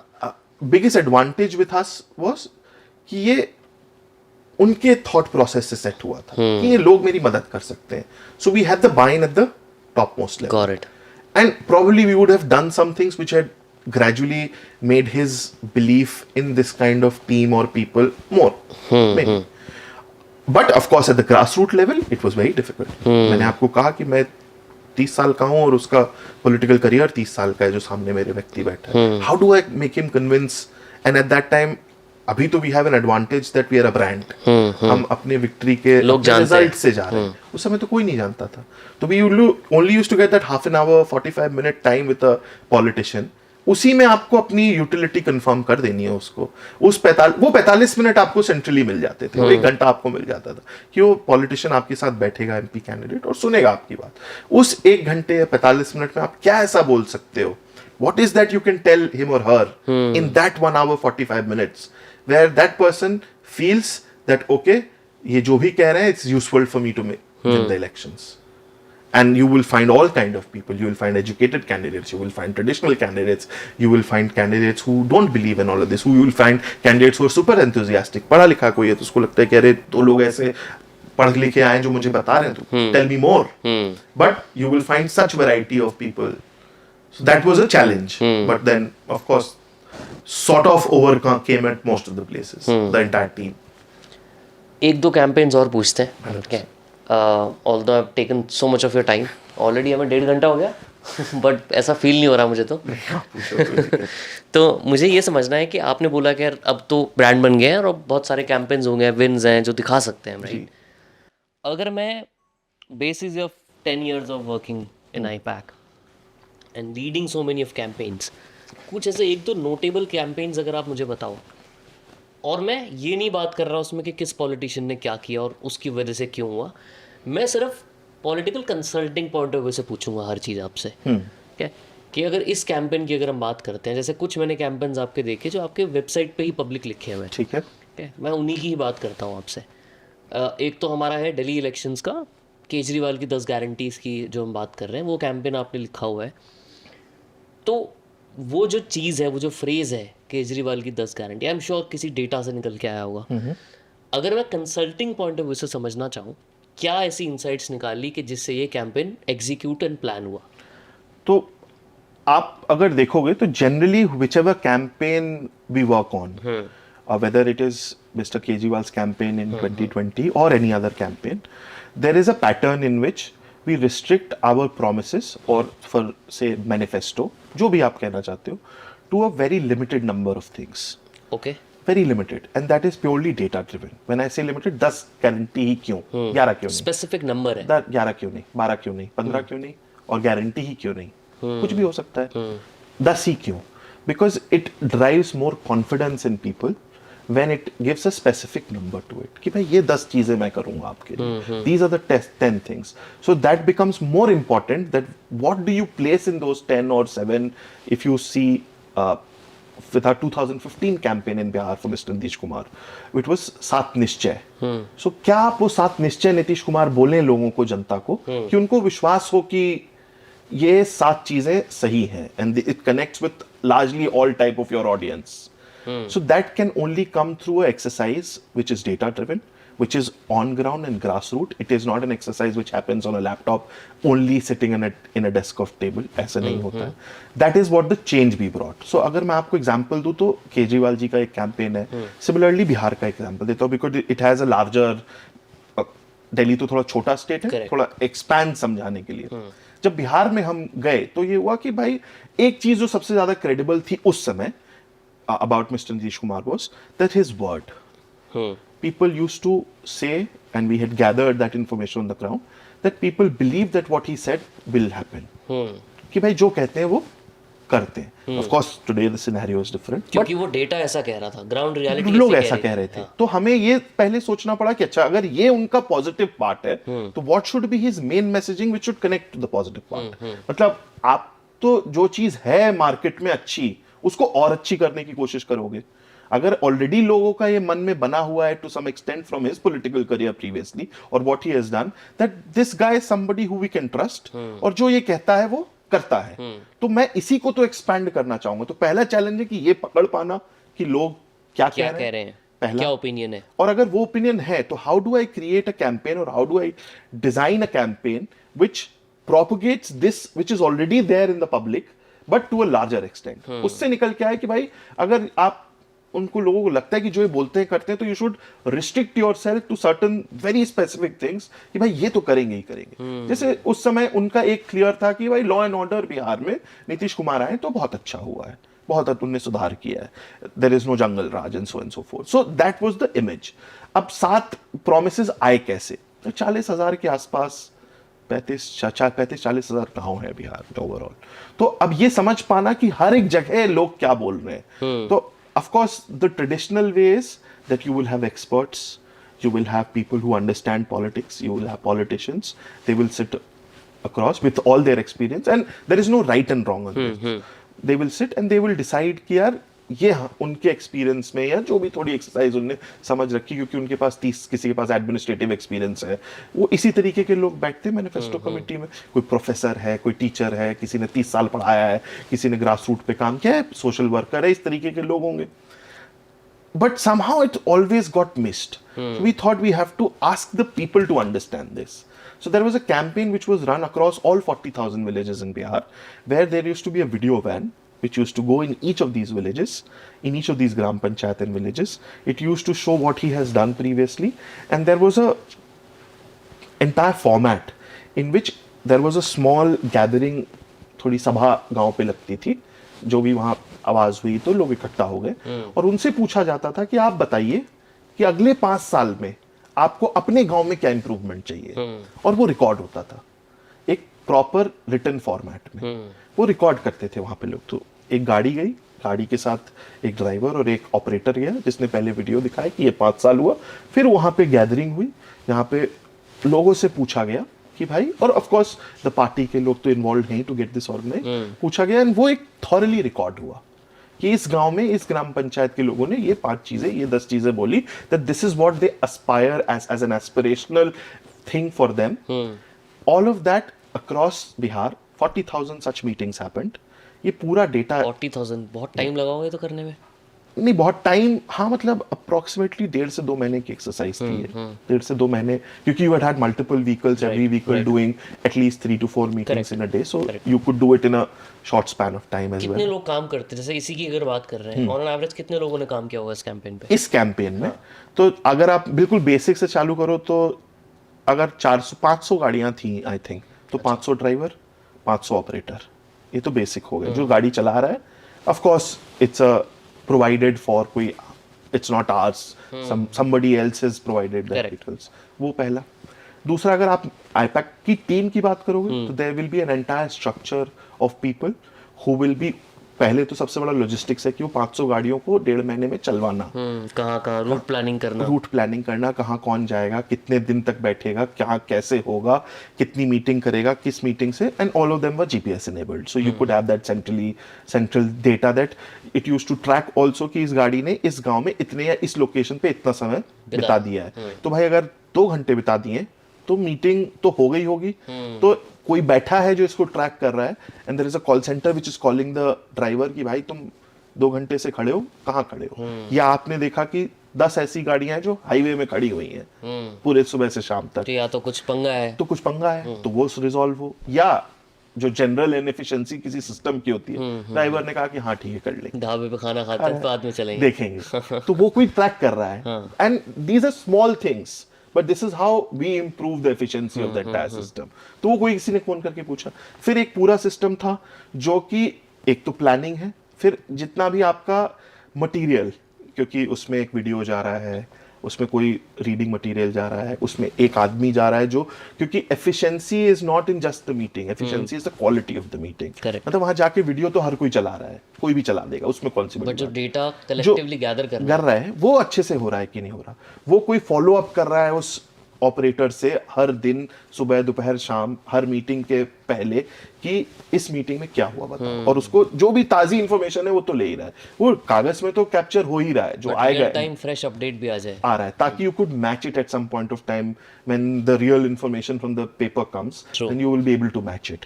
सो there will be, if I were to be adding, and then of course there will be layers of people, there will be one person who will be managing the entire campaign, and then there is another team which is research oriented, जो ये data पूरा Excel में व्यवस्थित कर रही है, who is going to synthesize this and come up with and say कि भाई फ्रीक्वेंसी के हिसाब से, क्योंकि जो लिख रहा है वो वर्ड मैप बनाना, वो वर्ड मैप बनाएगा, वो देखेगा कि कौन से वर्ड की कितनी ज्यादा फ्रीक्वेंसी है, उसको मर्ज करेगा और फिर निकाल के लेके आएगा कि भाई ये 100 इशू ऐसे आए हैं जो अलग अलग भाषा में अलग अलग तरीके से इन 40,000 मीटिंग्स में निकले हैं। अब इन 100 मुद्दों की फ्रीक्वेंसी, इस मुद्दे की X है, इस मुद्दे की Y है, इस मुद्दे की Z है। That is also a research team, people who have the skill of the research, who understand this kind of work are doing it. So in approximately कम से कम 50 से 60 लोगों की तो एक कोर टीम, मतलब people who possess our kind of skill, वो लगी थी। And then of course there will be more people on the ground who will be managing and trying to solve those problems. तो आप 100 लोग मान के चलोगे जो इस तरीके के बड़े कैंपेन को एग्जीक्यूट करने में 75 से 100 लोग आराम से लगेंगे, of all kind approximately. फिर उसके बाद आगे बता रहे थे आपके, हाँ, हम डेटा कलेक्ट किया, डेटा कलेक्ट हुआ, अब आपके पास ये आ गया है। सो of course from conventional wisdom आपको पता है कि ये 10 इशू होंगे, रोटी कपड़ा मकान, ये जो हमने पहले से भी एक्सरसाइज करके रखी थी। बट जब ये डेटा निकल के आया तो for us the biggest learning was, and in no expert including us would have ever been able to guess to that, was कि वहां पे गांव में सबसे बड़ी जो दिक्कत थी कि जो गांव में नालियां बनती है, सैनिटेशन का काम होता है, वो नहीं हुआ था। गांव में नालियां, शहर में तो बन रही है नालियां, अर्बन एरियाज में तो बन रही हैं, सेमी अर्बन एरियाज में तो बन रही है, पर गांव में तो that became one of the biggest problems of the village, which created disharmony among neighbors। लड़ाई होती थी वहां लोगों की, क्योंकि भाई पानी भर गया, नाली नहीं है, आपके घर में पानी भर गया, किसी ने कचरा फेंका आपके घर में भर गया, कुछ भी हुआ आपके घर में भर गया, कहीं से किसी ने एक्स्ट्रा पानी डाल दिया आपके घर में भर गया। तो that created a discord in the rural society. That came to be one of the highest request or say things which people mentioned it again and again. And to be very honest, किसी भी expert including us, किसी ने नहीं सोचा था, किसी को अगर ये पूछा भी था पहले, क्योंकि एक अलग बनाया हुआ था वर्जन, किसी के में ये कहानी का पात्र नहीं था कि यार नाली गांव में बनानी चाहिए, and that was put into the promise among other things. So that is one of the process of campaigns which we do in every campaign. ये एक तरीका मैंने आपको बताया कि गाड़ी गई। In every campaign we try to collect such information from the grass roots in different formats and different patterns depending on which state you are. कहीं पे लैंग्वेज दूसरी तरीके से, and this is one of our USPs that we would want to add value in deciding that what should be the agenda and work on that agenda, popularize that agenda, that the party, the leader totally marries to that agenda. कि भाई 7 निश्चय अगर नीतीश जी ने बोले हैं तो ये 7 निश्चय will take the primary objective of the next government. Why? Because it is said by the public. It is not decided by me, him, or one person. It is their need. It is the people who are saying it, and that is the most basic tenet of, I will say, a democracy or democratic process. That you can synthesize what people want and put that in a government's agenda, and that is what we also feel is our contribution in whatever we do. अगर हम वो गांव में गए और पता किया और उससे 10%, 20%, 30% लोगों का भी भला हुआ उससे, तो we would feel that we would have contributed in a positive way in improving somebody's life apart from win and loss and whatever we do politically. And this is one of the features of our campaign. The idea, what I was saying, was number is precisely to create that accountability. It's not an unending document or a booklet कि ये ये भी manifesto कर देंगे, ये भी कर कि देंगे. मैनिफेस्टो है, वो जो रिलीज होने के बाद कोई पढ़ता भी नहीं कभी भी. वो प्रिसाइज 10 पॉइंट है या प्रिसाइज 7 पॉइंट है या प्रिसाइज 9 पॉइंट है जो उस कैंपेन के ड्यूरेशन में बताए जाएंगे. The leader will swear by it, and of course once he or she comes back into power they will have to, because people will remember कि ये 7 बोले थे या 6 बोले थे. 6 बोले थे, 5 बोले थे, जो बोलना है कि भाई ये हुआ कि नहीं हुआ, बाकी चीज तो है ही, ये हुए कि नहीं हुए. And that is what we feel is the biggest impact which we create in our new ecosystem of what we do in terms of campaigns. Amazing. मुझे बस एक बात ये बताओ एंड में. अभी ज़्यादा टाइम नहीं लूँगा, मैं ये समझूंगा कि आईपैक ने ऑब्वियसली पैसा वैसा अगर इतना मोटिव होता तो आप शायद आते ही ना इसमें, क्योंकि आप जब उसमें आए थे तो पैसा तो कुछ था ही नहीं. CAG की अगर मैं बात करूँ जिस टाइम आया था, मतलब वकील था यार, तो कमाई रहा था कुछ अच्छा. Correct.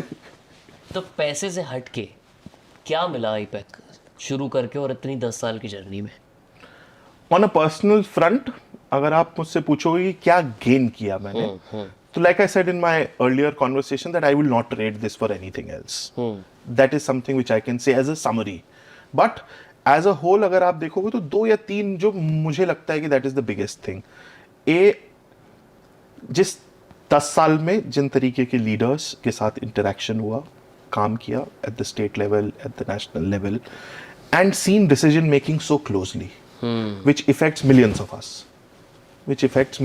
us, that process, that opportunity, and say have slight contribution in those decision making also, is something which I don't think so that whether I would have given this career or trade off this career with law, what I was doing, or any other career for that fact of matter, ये experience जो मैंने अभी gain कर लिया है 26 से 36 में, वो मुझे कोई और career दे पाता. Having to work and see closely such big leaders or such people at the highest of the pyramid in our country take those decisions which affect millions. What is their thinking? How do they think? And having to also an opportunity to contribute in that. I don't think so that I will be able to ever say कि ये मुझे किसी और career या किसी और opportunity ने दिया होता. So that is being the primary or major thing. Secondly, I would say अगर आप मुझसे पूछोगे तो as a whole इंडिया में करीब आज की डेट में देखोगे तो 780 के आसपास जिले हैं, districts. Entire country is divided into 80 administrative districts. In this 10 years of journey, working in different terrains, different states with different languages, different parts of the country, मतलब 40 से 50% जिले में खुद घूम चुका हूँ. और घूम चुका हूँ, काम कर चुका हूँ, मिल चुका हूँ वहाँ के लोगों से, वहाँ की लैंग्वेज, वहाँ के एस्पिरेशन लोगों की, वहाँ के खाना, वहाँ का कल्चर, ये समझने का अपॉर्चुनिटी मिली है ये करके. आई don't think so that any field of work or any job for that fact of matter would have given me this opportunity, and this I rate very highly, because I feel one thing which you learn in this domain is life skills.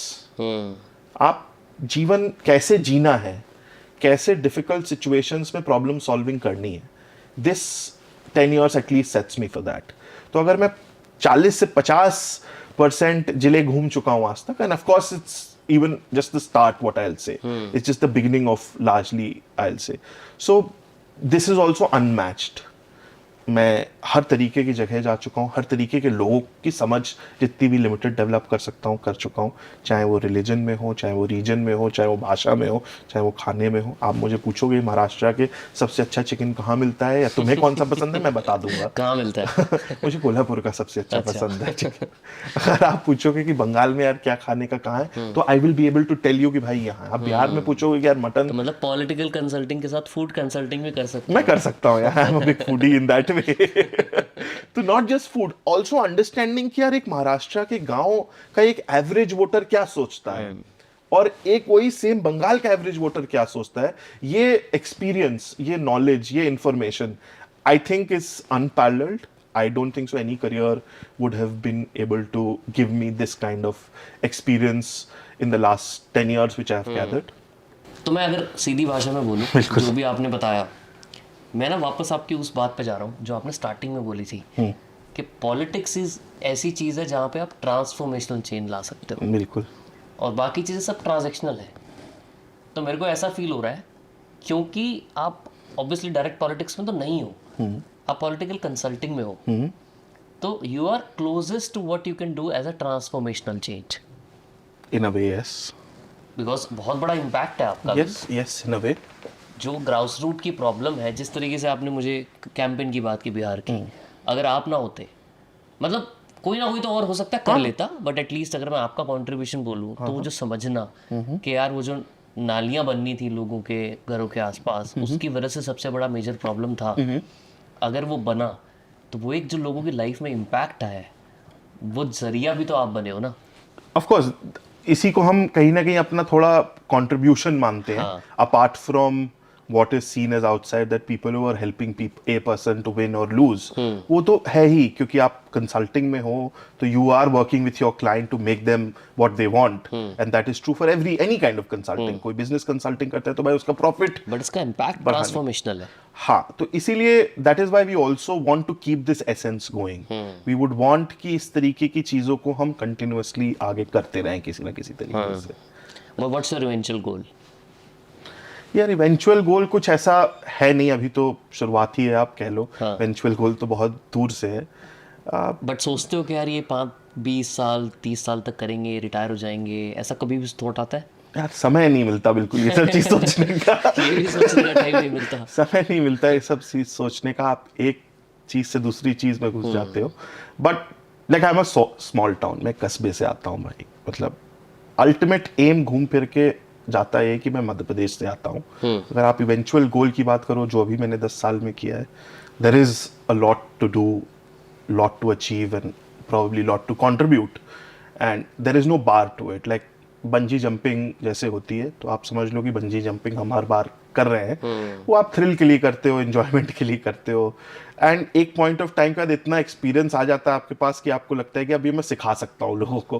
तो probably उस stage में मैं या हम आ चुके हैं कि आप कि सिखा सकते हो, कि देख लिया है. बट अल्टीमेटली एम ये है कि जिस एरिया से मैं आता हूँ, जहाँ से मैं बिलोंग करता हूँ, जिस स्टेट से बिलोंग करता हूँ, जिस गांव से बिलोंग करता हूँ, जिस जिले से बिलोंग करता हूँ, जो भी कर रहा हूँ या जो भी करूँ, अगर उसमें कुछ थोड़ा इंप्रूवमेंट कर पाऊँ. Unfortunately my district would be one of the most underdeveloped districts in this country. My region is one of the worst in HDI or in development. So that is a prickly feeling always which is carried.